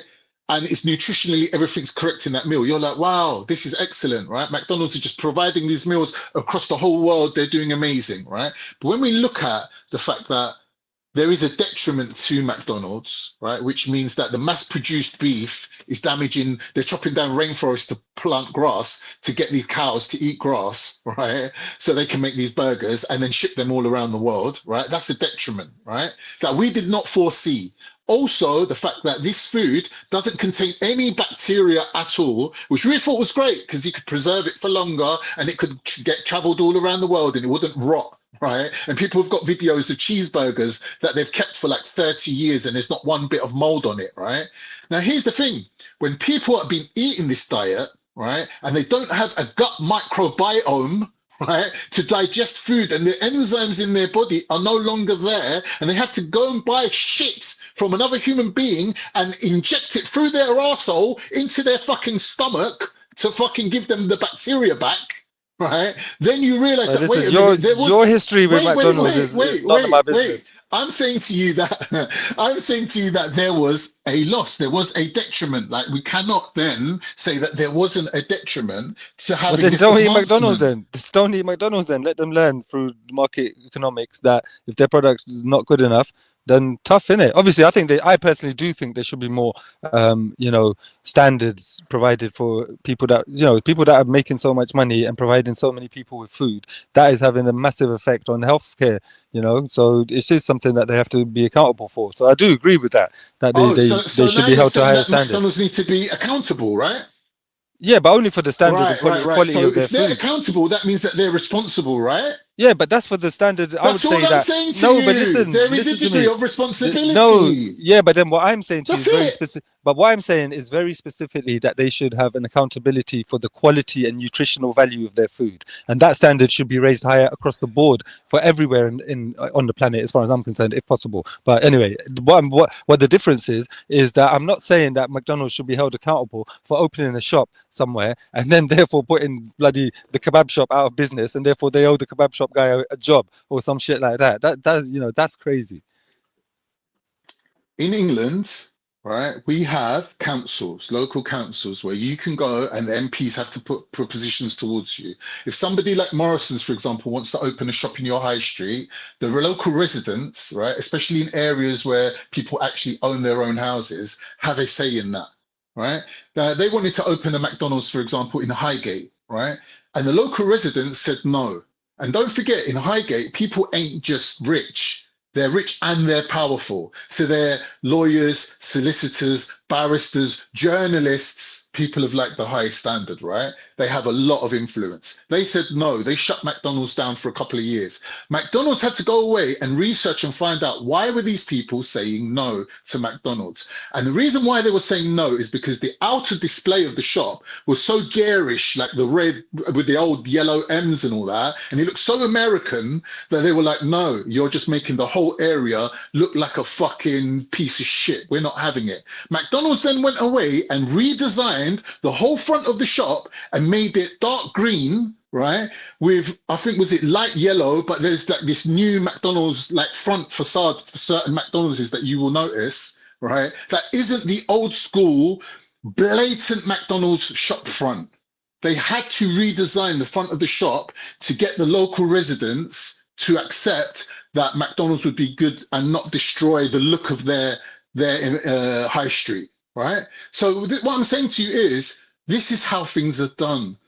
Yes, industry can come in, but industry has a responsibility to the people that are there. And in certain communities, those people are more powerful than in other communities, right? So in a community, for example, where there's all council estates and everybody's worrying about paying their bills, they might not be even attending the local council meeting to even vote on can McDonald's open a shop or not. Like, they're praying that McDonald's comes to their community so their children might have jobs in the future.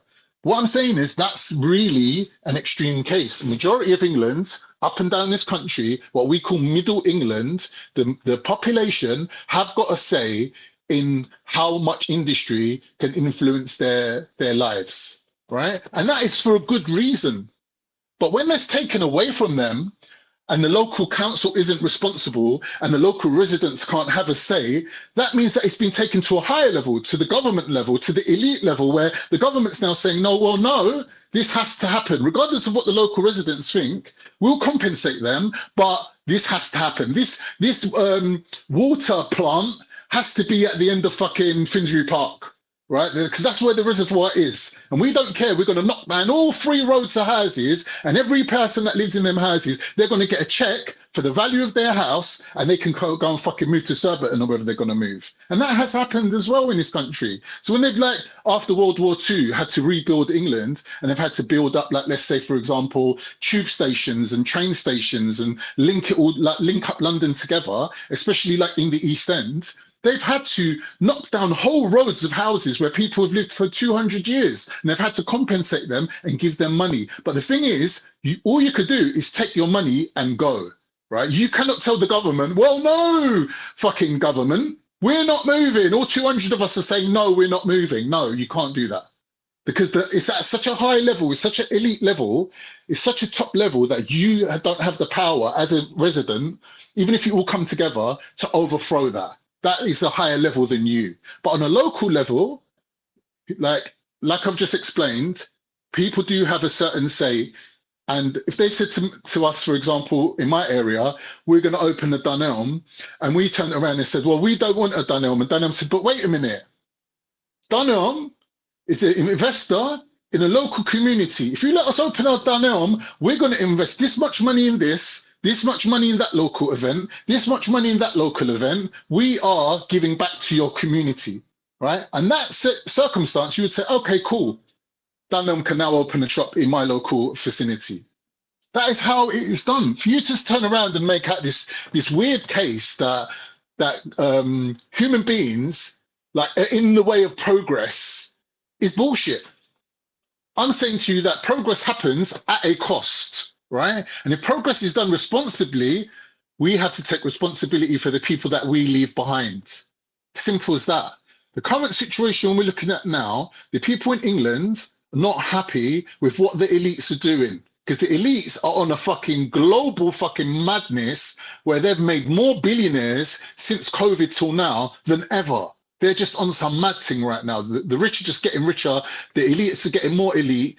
It's just basically the wealth is just being sucked up into like the fucking 1% or whatever it is. And the poor people are falling through the gaps in the net because the rich people ain't turning around and said, all right, all this extra money we're making now, we need to like be responsible for the people that actually got us into this position and basically give back to the community. Like the rich ain't doing that just yet. So the poor people now are doing civil unrest, taking it out on migrants, saying, listen, we're not happy with our standard of living, right? And that's the situation that we're currently in. You cannot argue that from COVID till now, that the wealth of the country has moved more further into the pockets of the elites, and that the population as a whole has been drained of resources, drained of facilities, drained of services, right? And that has happened. So for people to take to the streets and civil unrest and all that, it's understandable. That's where the government's supposed to come in and say, oh, wait a minute, these people are complaining, but like, why aren't they at work? Why are they like on the fucking streets of fucking Epping, right? Because a lot of them people ain't got jobs. A lot of them people ain't got a life. A lot of them people are disgruntled, and rightly so. But for them to be directed by men like Nigel Farage towards this little group of immigrants, I find that equally as unethical, equally as corrupting of this country. I just find it as a corruption. Oh, like, yeah, go and fight the immigrants. Don't fucking try to do anything about your problems that are actually making you so angry that you can't even fucking tolerate anything anymore. That's just crazy. Like for you to come on here and say, oh, you're just an idiot. Like, I just think that's just typical scientific method bullshit that you always do.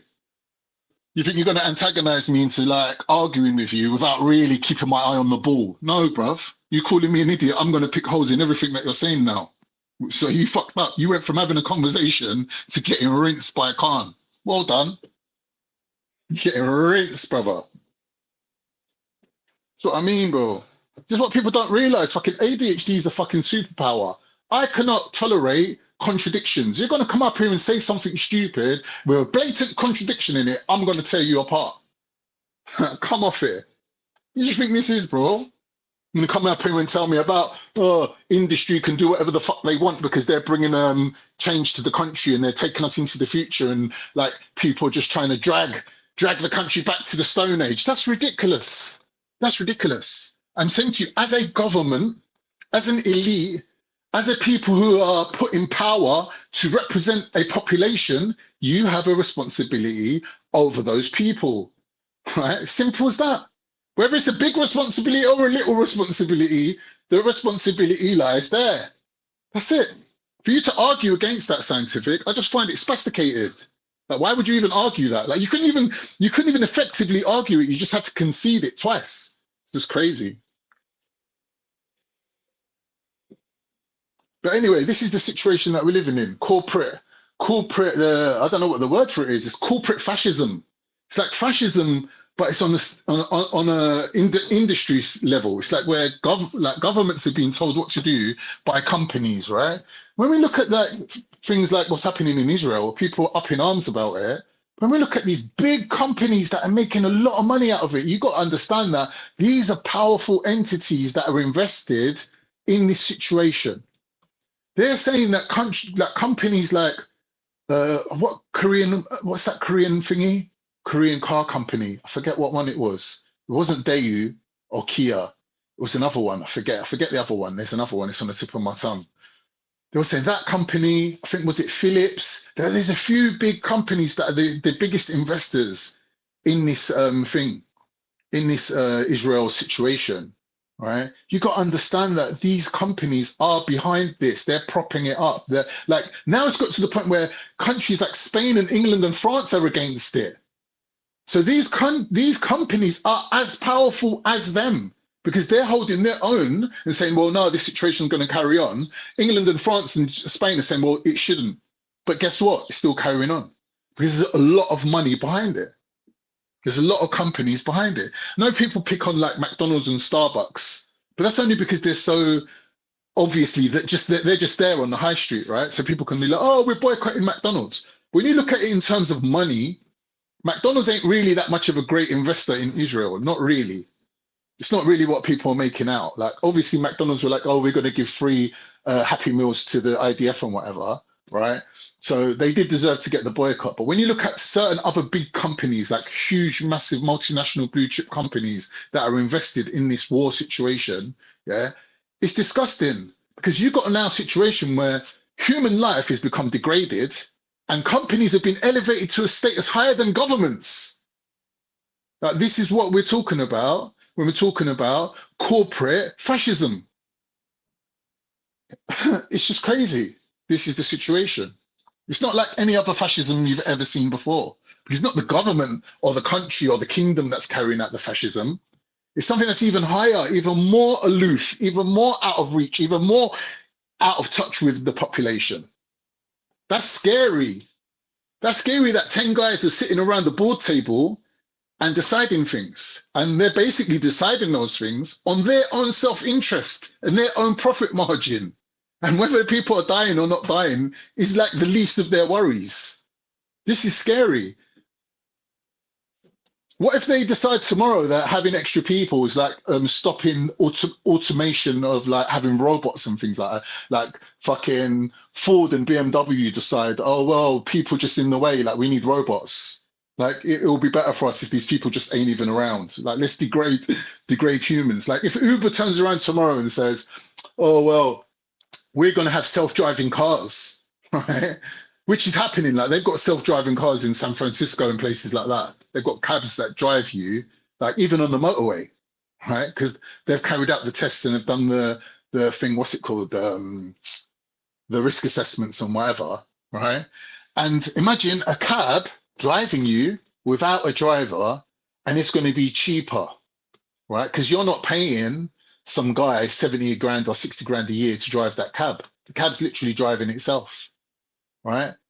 The thing is, if the government allow Uber to start having driverless cars, right? All those guys who are driving for Uber right now, who replace the cab drivers, will now be unemployed. The government that's allowed that to happen will be responsible to find those people alternative jobs. That is a responsibility on the government. Now, to say that, well, it's a futuristic thing, right? We're moving forward, right? We've got to be in competition with the rest of the world, right? These people just like cannon fodder. Like we can just like not even worry about them. For scientific method to make that argument just proves that this kind of like atheist, naturalistic ideology that he's got does have flaws in it because he's not as humanitarian as he thinks he is. Like, he's just like a technocrat. He's saying technology should rule, right? Like somebody with such a robotic mind and robotic like thinking, I'm not surprised scientific method thinks like that, to be honest, because he's exhibited signs of being a bit of a robot. Like he doesn't have any sympathy for people. Like it's just fine, isn't it? Like you stay over there. But when we're having a conversation, you got to understand that your logic is flawed. Right? You're saying that big companies shouldn't be responsible. So I'm saying to you then, should the government be responsible for providing these drivers with alternative jobs when they allow Uber to come in and say, well, we're going to have driverless cars now? What's going to happen to all the drivers? What's going to happen when it goes one step further and it's like Amazon then say, oh, you know what? Uber's got a fucking good thing going on here. We think we'll jump on that. We're going to have deliveries going around to everyone's houses, dropping off parcels and whatnot, right? But it's going to be driverless, right? When that happens, there's going to be even more drivers unemployed, right? So if the government's allowing this to happen, and Uber and Amazon are making money out of this, right? Some of that money needs to trickle down back into the community to pay for training programs, for example, for these drivers to then find alternative jobs, right? Like skills programs and things like that, right? That is where the government's role is. The government's role is to show industry, yes, you can come in and make a lot of money and make a lot of profit, but we've got a responsibility to our population. And you've got to, like, if you're going to make money out of these people, off the backs of these people, you owe them. You have to give them something. To make out that human beings don't deserve anything and big companies could come and do what the fuck they want, for Scientific Method to even make that claim is crazy. Like in 2025, you're going to say that. That's crazy when we know what big companies have done to countries or to populations or to communities, right? Nestle in America producing mineral water, right, literally stops the indigenous people that live anywhere that had free water before having free water. People saying we've had free water in fucking, I don't know, some outback in America. We've had free water for fucking 200 years. Now Nestle wants to come here. Fucking, they're not even American, they're French. They want to come over here, open a fucking plant, bottle up all the water, right? And then we don't get free water no more. What the fuck's wrong? What's up with that? So then Nestle needs to be responsible and say, okay, we realize that we've been a detriment to this community, right? We need to give back to the community and compensate them. Maybe not with water, but with something in it. They need to do something. It's the government's job to make sure that that happens. That's what the government's role is. That's why the government should be for their people, right? Now the government's saying, well, we can't put too much of a squeeze on these rich people. Otherwise, they're not going to invest. They're not going to do anything. But the poor people are saying, but wait a minute, if there's no fucking trickle down, they're not looking after us, then who gives a fuck? But then the Scientific Method turning around and saying, well, it's the poor people that's stopping industry. It's the poor people that's stopping fucking futuristic things from happening. Like, this world could be so futuristic and amazing. All right, Scientific Method, bruv. If you think that, you know, you want to be living in some futuristic fucking scientific fucking scientific fiction. You want to live in that, yeah? Change your name to science fiction, bro. Do that, innit? You're not Scientific Method anymore. You're scientific fiction. Joker. Anyway, Muckers, what are you saying, bro? I'm telling you, Summer.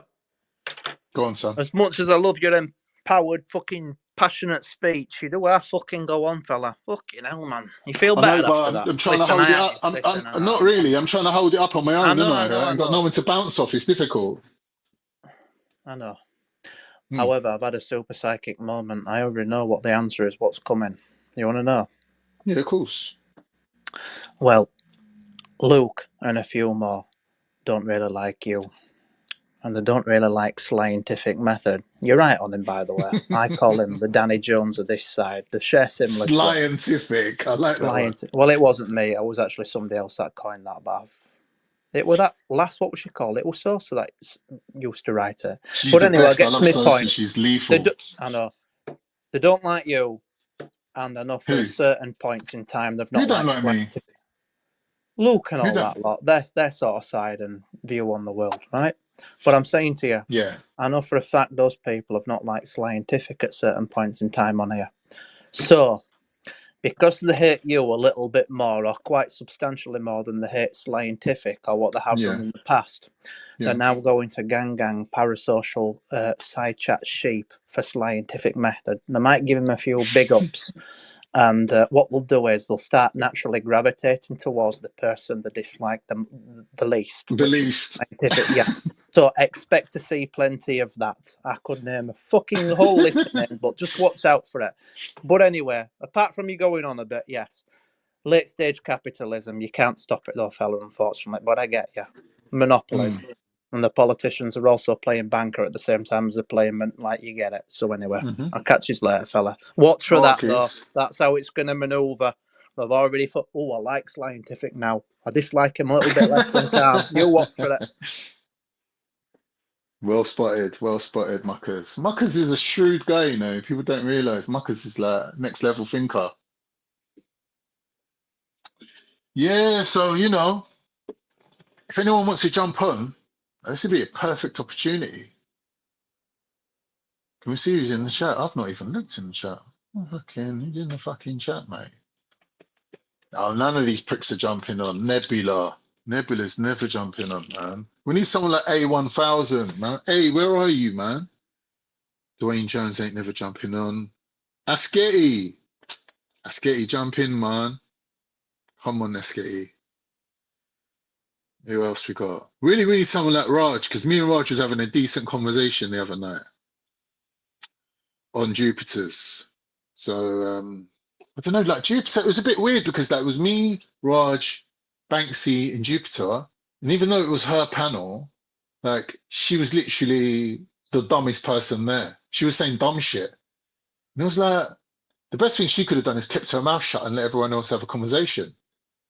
And like, you can see that she's a bit of a weirdo because Banksy was saying stuff and she was letting him say it. And then when she was reiterating his point, going back to what he said, she was like, me and Banksy said this and me and Banksy said that. And I was like, but you was on mute. You were silent. You were just letting Banksy do all the talking. Like, what, you taking credit for what Banksy's saying now? Like, this is crazy that they're trying to synergize themselves into one being. It's a bit weird. But anyway, yeah, she was just chatting some shit. And when I was like exposing her for chatting shit, she was like, don't put words in my mouth. You're putting words in me. Don't speak for me. Don't speak for the indigenous people of this land. And she's like really trying to claim some birthright. I don't think that people like you who just happen to be born here should have a say as much as people who are of this land. So now she's changed her position again. Previously, she's saying, if you're born in this country, all right, you're not like these immigrants. You're not like these people who just got here yesterday. If you're born in this country, you should be with us. You should be on our side, right? But now she's got a bit of traction and a bit of momentum. She seems to be cutting those sort of people loose. And she's like, well, I don't really need you lot. Like, I got enough of the people that I want, right? And she's just switching towards a more of an ethno-nationalistic position, which is her natural disposition. But at the same time, realizing that she's making herself look like a massive hypocrite. So she's got to keep mentioning, as an English woman with an African husband, and like throwing that in, right? But you're not speaking like an English woman with an African husband or an English woman with mixed race children.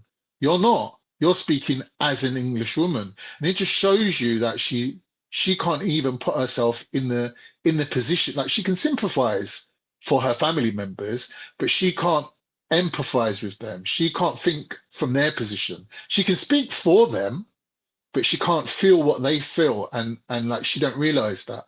And I think it shows that there is a degree of narcissism in this person and a lack of empathy.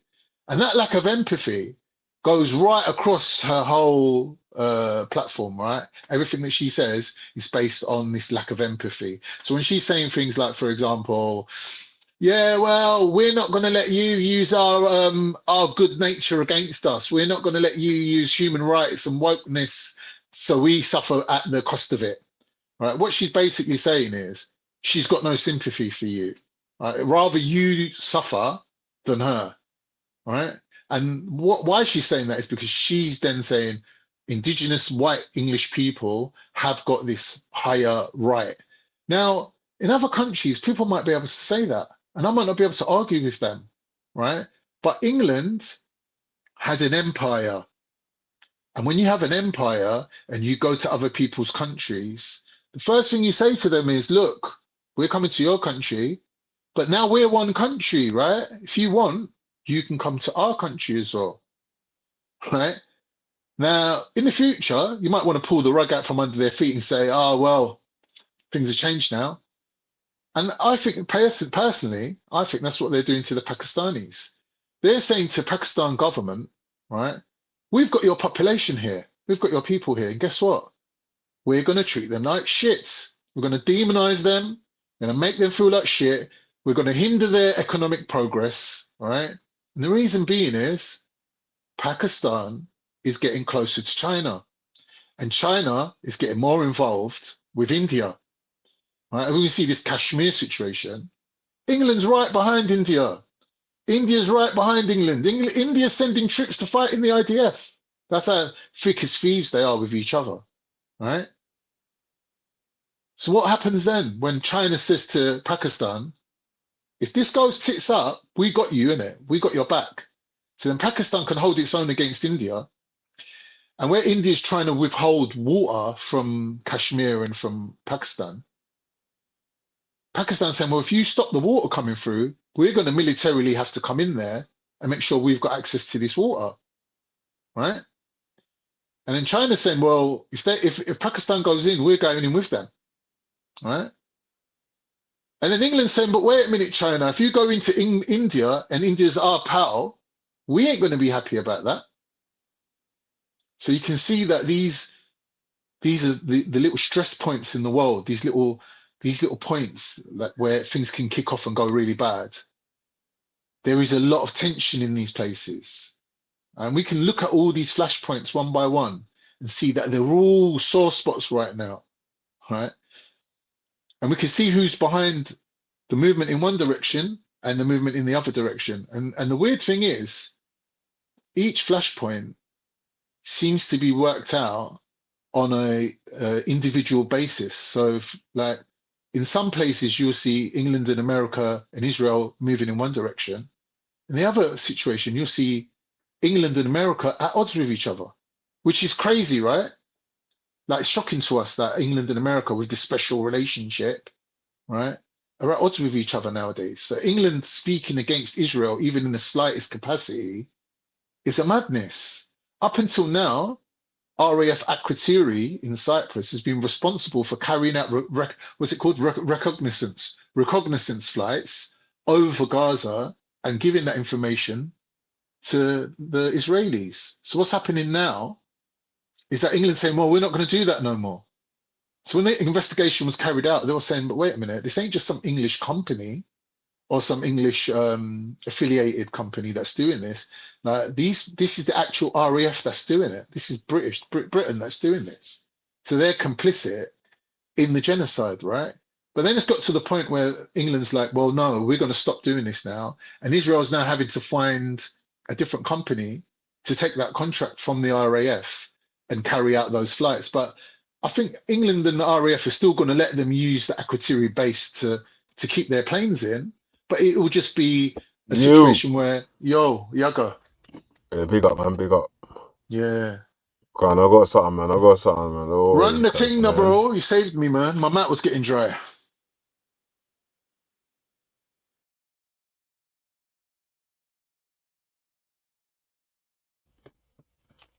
One sec. Yo, you can hear me, yeah? Yeah, man. Yeah, loud and clear, man. You got a good sound there. Yeah, big up, man. So, let's have a quick clue. I only got a little bit before it got put on private. Obviously, Easy's unprivated the stream now, innit? Yeah.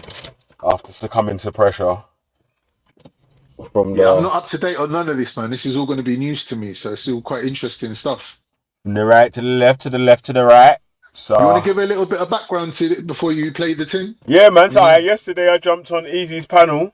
Right. Because I brought Andreas over there because, you know, Easy's been calling Andreas' name for about 3 months now. Andreas. So I said, all right, let me send him over there to have a little chat with him. So I didn't rush him in it. Like, so I was letting Andreas and Easy speak in it, even up to a point where Andreas and Easy was chatting about whatever the issue was, and I was saying, right, do you want me to jump off and leave you, man, on the panel to chat or whatever? Yeah. So then that's cool. After that, Luke must have jumped on and wanted to. I don't know.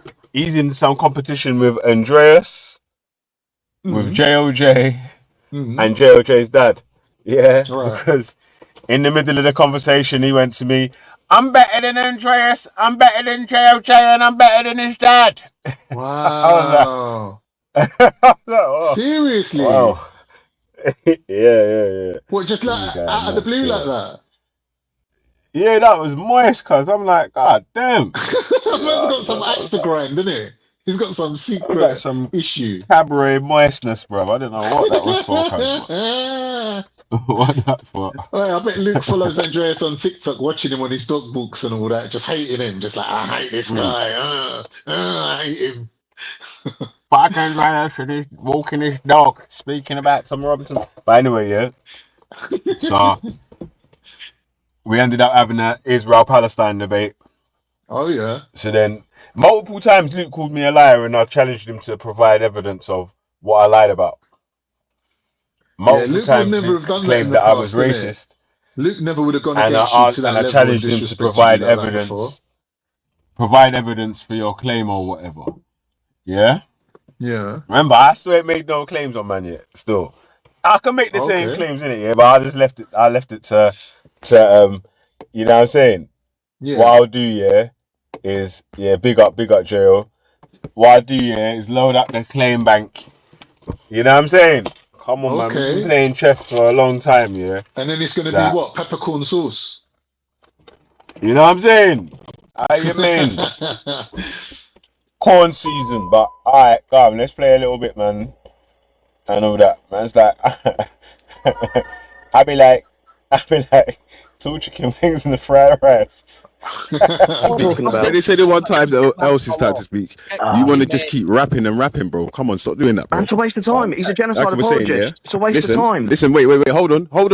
Andreas, he's trying to straw man you and trying to bait and switch you into an argument that you never made. I never made. There's no argument happening. There's not kids being there's shot. no argument we know that there we is. Like, made this kid's tapped. This kid is so tapped. Wait, listen. There's no argument that anyone has made to say that anyone should be taking any hostages. Yes, the hostages should be freed, but it's still a genocide. What's happening in Gaza? What are you talking about? That's the point. We were speaking about the genocide in Gaza. No. Like, stop trying to remix and run away, bro. No, it's not That's the actual point. What's coming out of this? You're not speaking with Babs and Jupiter on them. Alright, let me pause it there as well, yeah. Cause I forgot about the Andreas beef as well, yeah. So Luke's in beef with Andreas because Andreas made a claim, yeah, first of all, that two paedophiles linked to the EDL was at a rally. Everyone jumped onto the video saying the people are in jail. Obviously, they couldn't be at the rally. My man retracted the claim and was calling Tommy Robinson, Tommy Savile, and blah, blah, blah, this, that, and the other, yeah? So their original complaint was that my man was saying that there was paedophiles at the party when there was no one there. So at the party, at the protest, when they weren't there. Yeah, so he retracted his statement on that these people weren't at the thing with it. Yeah, but he made it up. He fired bare shots at Tommy after that. Yeah. So then we done a live stream with me and Andreas. Wait, hold on a second. What my God? Done already. Yeah, so I done a live stream with Andreas, yeah, review of the video when so and so. Luke jumped on the panel and had a debate with Andreas, and we're saying, you're calling him Tommy Savile, so you're implying that he's a paedophile or whatever, yeah. So, hey, wait, let me put the fucking map on, man. Yes. After that, my man jumped on the Easies, the Future Nine, when he jumped on the Easies, and he's saying that his original beef with Andreas's video is that he was calling my man Tommy Savile. I'm like, but you didn't come with that remix claim till after. You came with that claim after all that, bro. That weren't the original claim that you man come with. Your first claim was that these people weren't at the protest, so and so. It's proven to be right. Andreas retracted his statement. After that, you jumped on the panel talking about this. The Savile, Tommy Savile, and all them shits there. Yeah, so I'm saying to him, yeah. Your original argument was that or the original beef was that he claimed that 2 people was at the place that wasn't, and that claim was retracted. Nowhere in the comment section for that original video. That the video is still up, by the way, even though Andreas has retracted it. I did ask Andreas if he wants me to take it down, and still, if he wants me to take it down, I'll remove it still. Yeah. But and I've asked him still. He said no, yeah, or whatever. Yeah. So I was saying to I was saying, you've come with this claim after, and he's saying no, that was my claim. You're trying to say that he never implied that, rah. And I'm saying, brother, that's not what the argument is. The argument is the timeline, innit? You're trying to say your beef is that he called my man, or implied that my man was a paedophile. You only caught onto that piece after you didn't like the retraction video. You say, nah, that's not no fucking retraction, blah, blah, blah, blah, blah. And then pause the video in a bit on when he said Tommy Savile and said, let you calling him Tommy Savile, you're implying he's a paedophile. Like, literally the timeline, step by step, as it happened. And my man's trying to say, like, it was all one thing, in it. Like, right, he was complaining about the mislabeling of people being there and the Tommy Savile thing. I'm like, brother, you didn't do that. The live stream's still up as well anyway, yeah? So people can watch it back. The honest people can watch it back and see in it, yeah? Not the fucking psychopaths and the lunatics, you get me? Mad. But anyway, let me play a little bit more. How are them feel like? It's quiet, man. What are you talking about? They say the one time else is time to speak. You want to just keep rapping and rapping, bro. Come on, stop doing that, bro. It's a waste of time. He's a genocide apologist. It's a waste of time. Listen, wait. Hold on. Andreas, he's trying to straw man you and trying to bait and switch you into an argument that you never made. I never made. There's no argument happening. There's not kids being shot at, which we know there is. Like, this kid's tapped. This kid is so tapped. Wait. Listen. There's no argument that anyone has made to say that anyone should be taking any hostages. Yes, the hostages should be freed. But it's still a genocide. What's happening in Gaza? What are you talking about? That's the point. We were speaking about the genocide in Gaza. No. Like, stop trying to remix and run away, bro. No, it's not genocide. That's the actual point. What's coming out of it? You're not speaking with Babs and Jupiter. I'm done wasting my option on you scumbag. Jesus. We say, if the hostages were given back now, it can end. So you can tell there, yeah? My man speaking about the genocide thing, yeah? I'm talking about the genocide. Can you? What's the actually? Do you know what? I should ask you, man, what the question was first of all. Let me play a little bit more. I find it a bit mad that these lot are speaking on behalf of the state of Israel, saying things that even the Israeli government hasn't said. Like Banksy was saying the same thing. Or if they give back the hostages, it will all be over. Like, who's ever said that? Like, I ain't never heard Benjamin Netanyahu saying that. Now, I don't know why these guys like taking it upon themselves to speak for a whole government and a whole country. Like, who the fuck are you, bro? The mad thing. Yeah, it's a mad thing still. Like, let me run the track. Hey, what go on, Cotton, man? What are you saying? Do you agree with that? Yes or no? Can I just sorry to jump in? Can I answer that? Can I make a quick? Do you know what can end it tomorrow as well? Do you know what can end it tomorrow? Do you know what also could end it tomorrow? Yeah. I agree with that. Yeah, but do you know what could end it tomorrow as well? How about Israel recognize Palestine as a state and then lets them? Do you know what? Actually, I don't agree with if they give the females back, it will be the end of Palestine's occupation.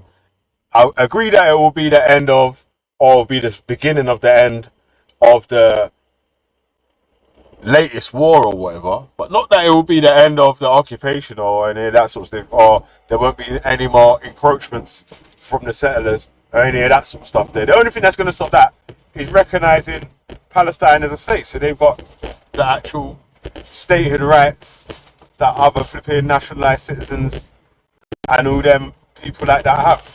Do you get me? So it don't even make sense, man, these fucking dumb arguments.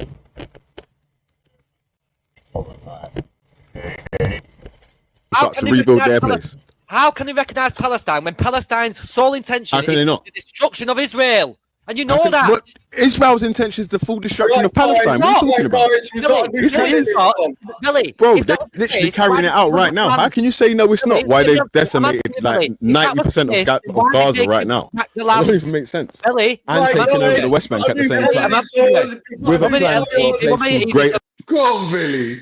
Tell them. Also, Also, yeah, the man them don't understand what the fucking definition of a genocide is. It's like the man them want to see the whole person in the country destroyed before man says, oh yeah, okay, it is actually a genocide now. Like, no, even in the fucking genocide convention, the flipping Geneva Convention, it says that each country is supposed to recognize the what you can recognize the how far to go to where it would be classed as a genocide. So any of the stuff like destroying schools, hospitals, all that. targeting people like that are from a Victims. specific ethnicity or race or religious group or whatever, like they're saying, we want the Arabs out of the land. That's what the man them say every time, right? Yeah. When that's fucking that's That is ethnic a cleansing genocide, and isn't it? genocide, brother. Like, what am I Exactly. talking about? It's a crazy one. Is What am I that thing, talking Billy? about, cuz? Is that what they call cognitive dissonance? Yeah, exactly, bro. Is It's that you're basically saying one what thing, it but is. you're acting the complete next thing. That you carried out a genocide, but what's coming out your mouth is, no, we're against genocide. That's crazy. But you're actually doing a genocide. Mad.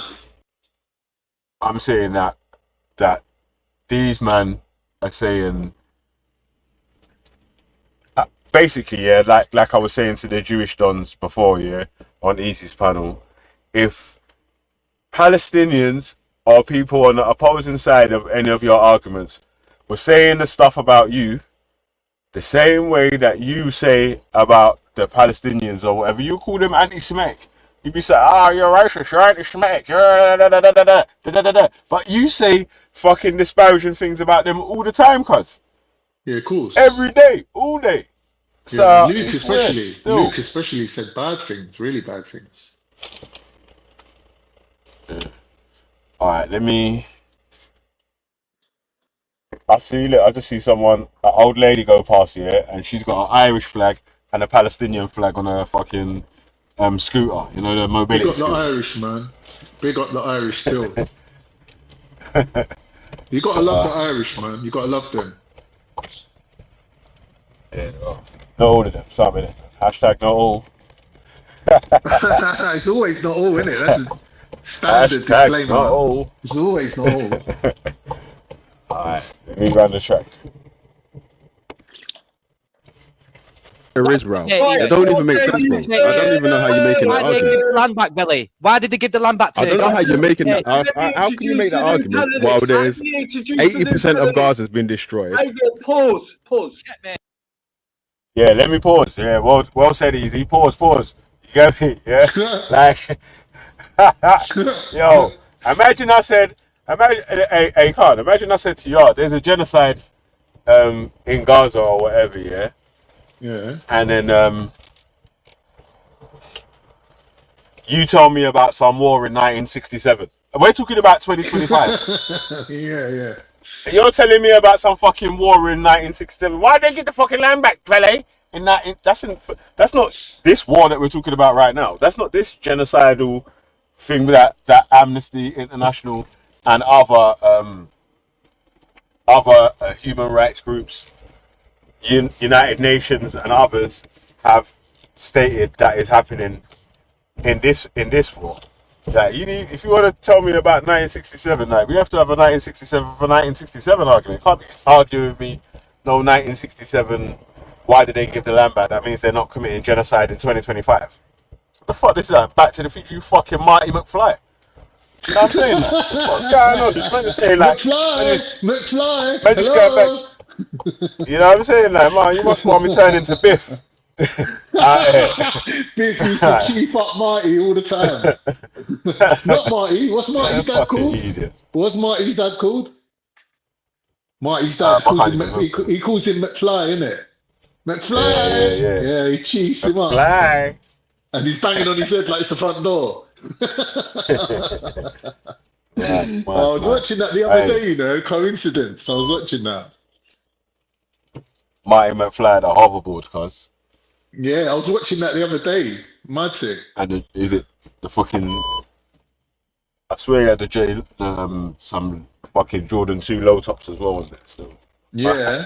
But I Let me play them a couple more anyway. McFly. He used to terrorize him. Gave them back the fucking land in the first place. Yet you said they wanted to destroy it. Checkmate, they wouldn't have given the land if that was the case. Checkmate to nothing, bro. James, no one make. Let loose have Hey, bro, listen, yeah. Imagine how even then, yeah. It's like I must have not even heard what man said in it. Because, brother, how are you even talking about anything to do with check 1, 2, or anything here? When I'm telling you about a genocide in 2025, and you're telling me about something that happened in 1967, brother, are you okay? Half of the people that's even taking place in this conflict on one side or the other weren't even alive in the times with the fucking shit's happening today and then. So you know, that makes sense though, really. That's like the equivalent of me saying China's genociding the Uyghurs, and a Chinese person turns around and goes, yeah, but in the time of Genghis Khan, in the 12th century, these Uyghurs were running amok. They were doing a maxing. Well, at the end of the day, that's ancient history. We're talking about what you're doing today. What Genghis Khan does has got nothing to do with China massacring up the Uyghurs right now. And this is that what happened, the Nakba and all these things, what happened in the past, it's got nothing to do with today. It's got nothing to do with today. All right, that's a bad thing as well. It's knock-on effects or whatever. Yeah, there's knock-on effects. But wait, hold it. I'm talking about the genocide that's actually taking place at the moment. Man can't say that. The reason. Wait. Listen. I'm saying that you can't give something that's happened centuries ago talking about that or flipping centuries. Flipping nearly 100 years ago. Yeah. Talking about because they done this 100 years ago. In the future, in 2025, means that they're not committing something that's actually taking place or whatever. Like, how the hell can that even be an answer? Here's the point. The point is this: can you justify a genocide? Is there any way, shape, or form? I'll let you have a total free run at this. In what way can you justify and say a genocide was justified ever? As a human being, how can you justify a genocide? You can't. Like, it don't make sense. It don't matter what happened in the past. It don't matter. Like, what's happening today is what's happening today. Who's responsible for that? You can't ever justify a genocide. Don't make sense. Don't make sense at all. It's just nonsense. Like, for him to even try to justify a genocide is a direct indicator that the guy's got no morals. He's saying that it can't be sympathy. He's not justifying the genocide. He's saying it can't be a genocide because they gave land back in 19.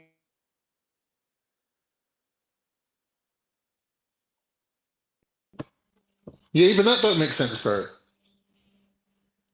So I'm like, how is that even an answer? They gave land back in 1967, so it can't be a genocide in 2025. I heard Jupiter the other day saying, how is it a genocide if their numbers are increasing?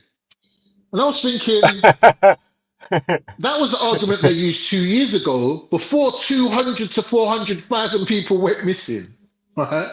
There's no way that these people are breeding that fast that the death of 400,000 people or 200,000 people can be compensated for. There's no way their numbers are going up. But let's say, for argument's sake, the numbers were going up, right? Does that automatically mean that it's not a genocide? No, it doesn't, because when you look at the definition of what a genocide is, it's in whole or in parts, right? So if a part of them people just being ethnically cleansed, it's still a genocide. Like, it don't have to be every single Palestinian is under the genocide. No, because then we could say, all right, the ones in West Bank are not being genocided. Does that mean now that the Palestinians ain't being genocided? No. They're still being genocided, but in part. And by the definition of what a genocide is, that still qualifies it as a genocide. But I'm saying these lot don't care about definitions. They don't care about being accurate. They don't care about making sense. They're just throwing everything but the kitchen sink at the argument, coming up with things from fucking ancient history. Like, you're not making any sense, bro. And you're not even trying. The disgusting thing is, you know you're not making sense, and you're just throwing everything and anything at this argument. That makes sense, bro. It's just pathetic. But there isn't actually an argument. It's like, yeah, it's not even an argument. First of all, Mama's saying that there's a genocide here, and you're saying that there isn't. But like the majority of the world, the majority of the world agrees that there is one though. So, like, should we fucking listen to Amnesty International or Easy and Luke? Exactly. Like, fuck off, bro. You dumb. Big up, JOJ. My G, come on. Yo, how's it going, Valley? Hope you're good, man. Yeah, I just wanted to, at this point in the conversation, I thought it might be worth visiting the idea of what basically Lucius thinks that a genocide actually is. Because at this point, if you're saying it's not genocide, despite, obviously. All right, let me pause it there, yeah? So you see, JOJ jumped on the preface of trying to see if Luke even understands what a fucking genocide even is, right? You heard that part, right? Yeah. You heard that, yeah? Loud and clear, yeah? You just said that. All right. It was a preface, and we're just seasoning. Highlighting that. You get me? Mm-hmm. Legal definitions, scholars, I mean, everyone and their dog is calling it what it is. What do you think a genocide is, and why is this different? Shall I tell you why it's not genocide? Check, mate. Or just a question. Just a question. Just answer the question that I said. What is your definition? How can it be genocide when Hamas are killing their own people? So how's Israel? Oh, easy. Behave yourself, man. He asked Luke.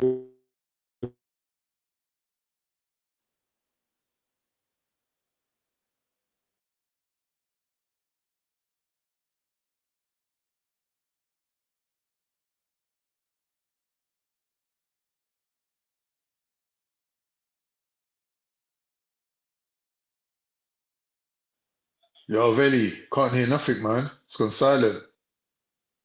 Yo, Vel, it's cut out. Sound's cut. Oh, shit, I left my glasses upstairs and that. Hate when I do this.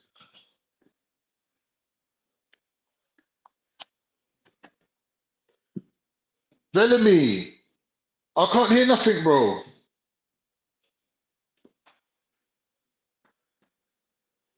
Yo, Bellamy. Well, I can't hear nothing. Is it me? Is my sound gone?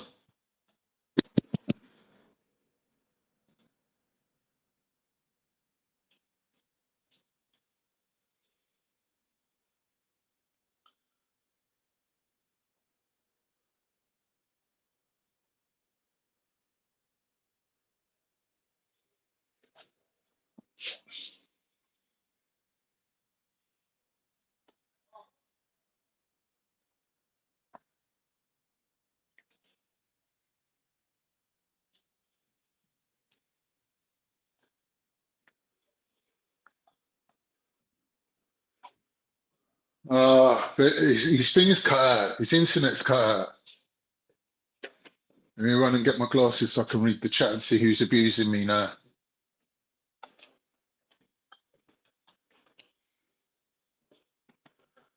Yeah, well, it's a bit mad that everyone's saying it's a genocide, and these geezers, why are they digging their heels in? I don't get it. They don't want Palestine to have their own country. It just don't make sense. It's not like they're taking land away from Israel, is it?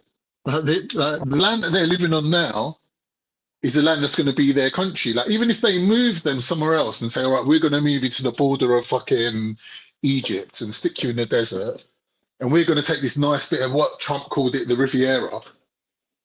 It's still a genocide, still ethnically cleansing, right? But then that means that England, Europe, the rest of the world won't have to take them immigrants in. And I think that's the problem right now. People just calculating the cost of like taking in these people and going, well, we're just not doing it. You know, simple as that, really. No one wants to take in the immigrants. Then, like Israel saying, well, if you're not going to take them in, then we're just going to put them up like 6 feet under. If you lot don't want to take them and they don't want to leave, this is what we're going to do. And then the whole world's like, well, that's not really your call, is it? Because we're supporting you. We're providing you with things. You're making us look bad as well. You know, we've got to kind of draw the line on it. And this is where it's coming to a head now. It's not that anyone actually cares about the Palestinians. Like, I don't think they do. don't think England cares about Palestinians. I think they're just saying, well, it's better off them having their little country. Do you know what I mean? Let them have their little country and like stay on one side, rather than them being immigrants all around the world, flooding the world. Because look at these Afghans, like these Afghans that have fleeing Afghanistan because of the English fuck up where they revealed all the names of their workers and their helpers. Even that few, like a couple of people, is turning the whole world upside down. No one wants to take immigrants from anywhere. Not that they're Muslim or they're Arab or they're Afghans or whatever. No one's looking to take immigrants from anywhere. Do you know what I mean? If anything, they're kicking people out of their countries. Like people getting kicked out of America. People that fucking fought in the geezer was a Marine. 2 of his sons were in the fucking military. They kicked him out of fucking America. Like this is the situation we're looking at. Do you know what I mean? So who's going to take in Palestinians? Like no one. No one wants to take in any. Not because they're Palestinian. No one wants to take anyone. Do you know what I mean? It's the situation we're in now. So England and Spain and France are saying, well, let them have a little bit of land. They can have their country. You know what I mean? They can have their national holidays and dress in their national garments and have their own schools and whatever. And Luke's like, no, because they're going to be an enemy to Israel. But here's the thing though, Luke, if you're saying they're just Arabs, they're just Muslims, how are they any different from any other Muslims? How are they any different from any other Arabs? Like having another little Arab country next to Israel who's surrounded by Arab Muslim countries. Like, well, how's that making a difference? I don't get it. Like, there was literally ISIS state was around the corner in Syria, the other side of the Golan Heights, right? That's where ISIS was. They weren't bothering Israel, was it? Like, they literally had ISIS on their doorstep. We weren't bothering them. I don't get it, bruv. But they seem adamant, like, no, these people, I think what it is, they look at it as that they're taking the L. That it's a loss, that, oh, the Palestinians got what they wanted in the end. That's why they're upset. Like, they don't want Palestinians to feel like they won anything. And I think what the Palestinians are doing is saying, well, we're not leaving. No one wants to take us. And we're not going to submit, right? So do what you've got to do, innit? Kill as many people as you want, but the ones that are remaining, even if there's one man left standing holding a Palestinian flag, that one man will say, I want my own country. And like, he's within his rights to do that. I don't understand why people are so against indigenous people having self-determination and the right to resist an occupation. Like, even the United Nations has to agree to that. Like, but these people who don't have any ethics, any morals, or don't stand on any principles, don't feel a way about changing the goalposts. And that's the problem, really. Like, that's where that's the two sides, isn't it? There's one side of people that are saying, well, we got principles and what's good for the goose is good for the gander.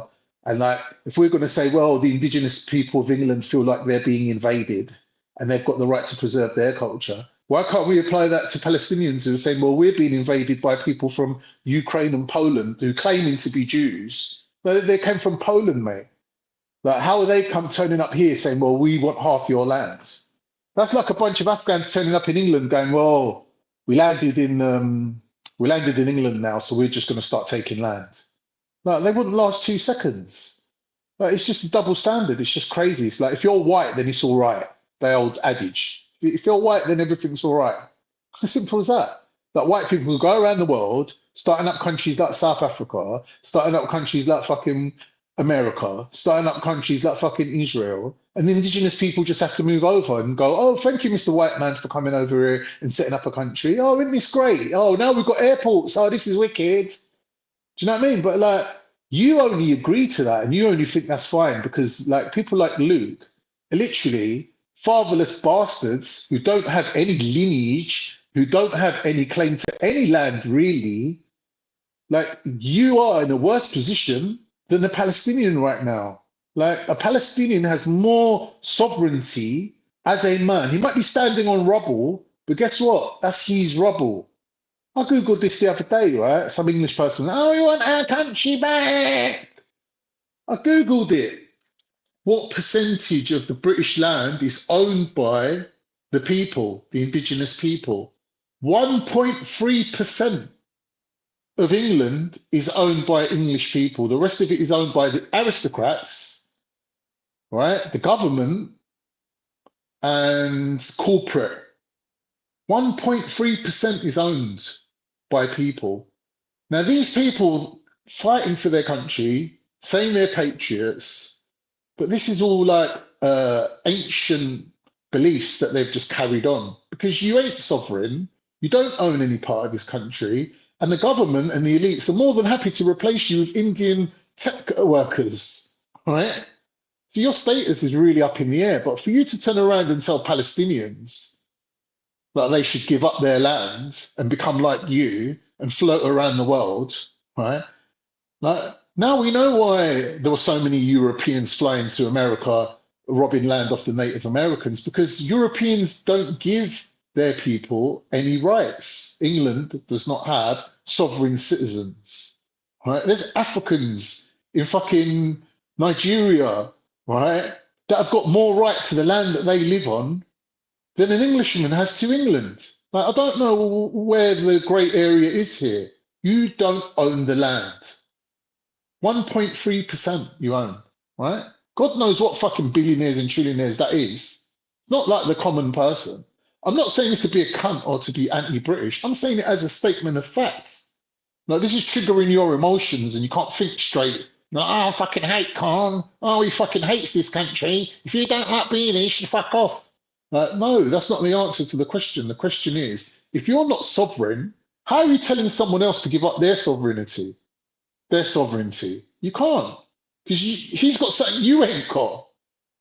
You want him to be like you. Do you know what I mean? Like, why do you think after World War II, 2 million English people up sticks and moved to Canada?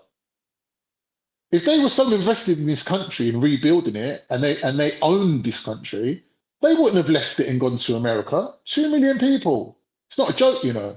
2 million people. 2 million people is literally like more than, I swear it's more than the population of Israel right now. Like what we're talking about, right? Just upped and moved because they didn't own the land. It isn't their country. Like, you might feel that it's your country, but it's actually physically not your land. That's been taken away from you.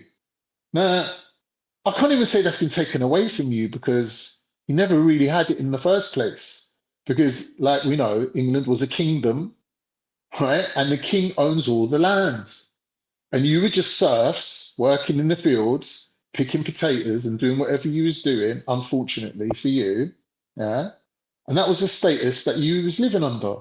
So when they then said to you, oh, go to America, you was more than happy to go. You was more than happy to go and rob land off of other people because you didn't have land of your own. It's not that English people want to go around the world robbing land of indigenous people. It's just that they're not afforded that luxury in their own countries, in their own lands. They're not given that right because the kings own everything. Europe was all kingdoms. All the Europeans were serfs, right? When the Ottomans came in and took land off of the fucking kings and gave it to the people, right, under Islam, those people then became sovereign, right? So when you're looking at, for example, even with the Arabs, right, when the Arabs became sovereign under Islam, that's when you had all the scientific advancements. That's when you had the modern understanding of what farming is, right? Because people, when they love the land and they own the land and they're invested in the land, right, will put in the work and society will flourish. Why isn't society flourishing? Because deep down English people know that it's just all about working and money, and their hands are in their lives are in the hands of the elites who are providing them with the work. That's all it is.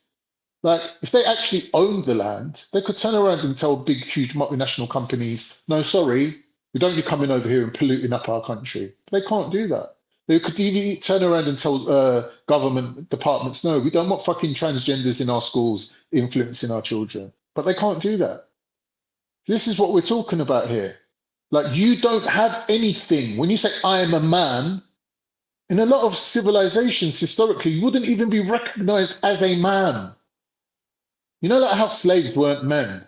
Like, you'd be in that level. You'd be on that status, unfortunately for you. And it's not your fault, because England's a small country. Like, you can't take up arms against the king. The only thing you could do is fight for the king, right? He was either fighting for the king or getting slayed by the king. That's the only two options you had. It's a simple historical fact. And I'm going on about this because this is affecting today. You've got people like Luke, fatherless, lineageless bastards who have got no connection to the actual land that they live on, right? Like back in the day, who'd had to give allegiance to the local warlord, like the Sheriff of Nottingham or whoever, right? Whoever was running their area, whoever was going around raping and pillaging. Yo, hey, listen, can't. Yeah. I need to lock it off still, man, because I need to quickly go and do something still, man. Me too. Say less, yeah.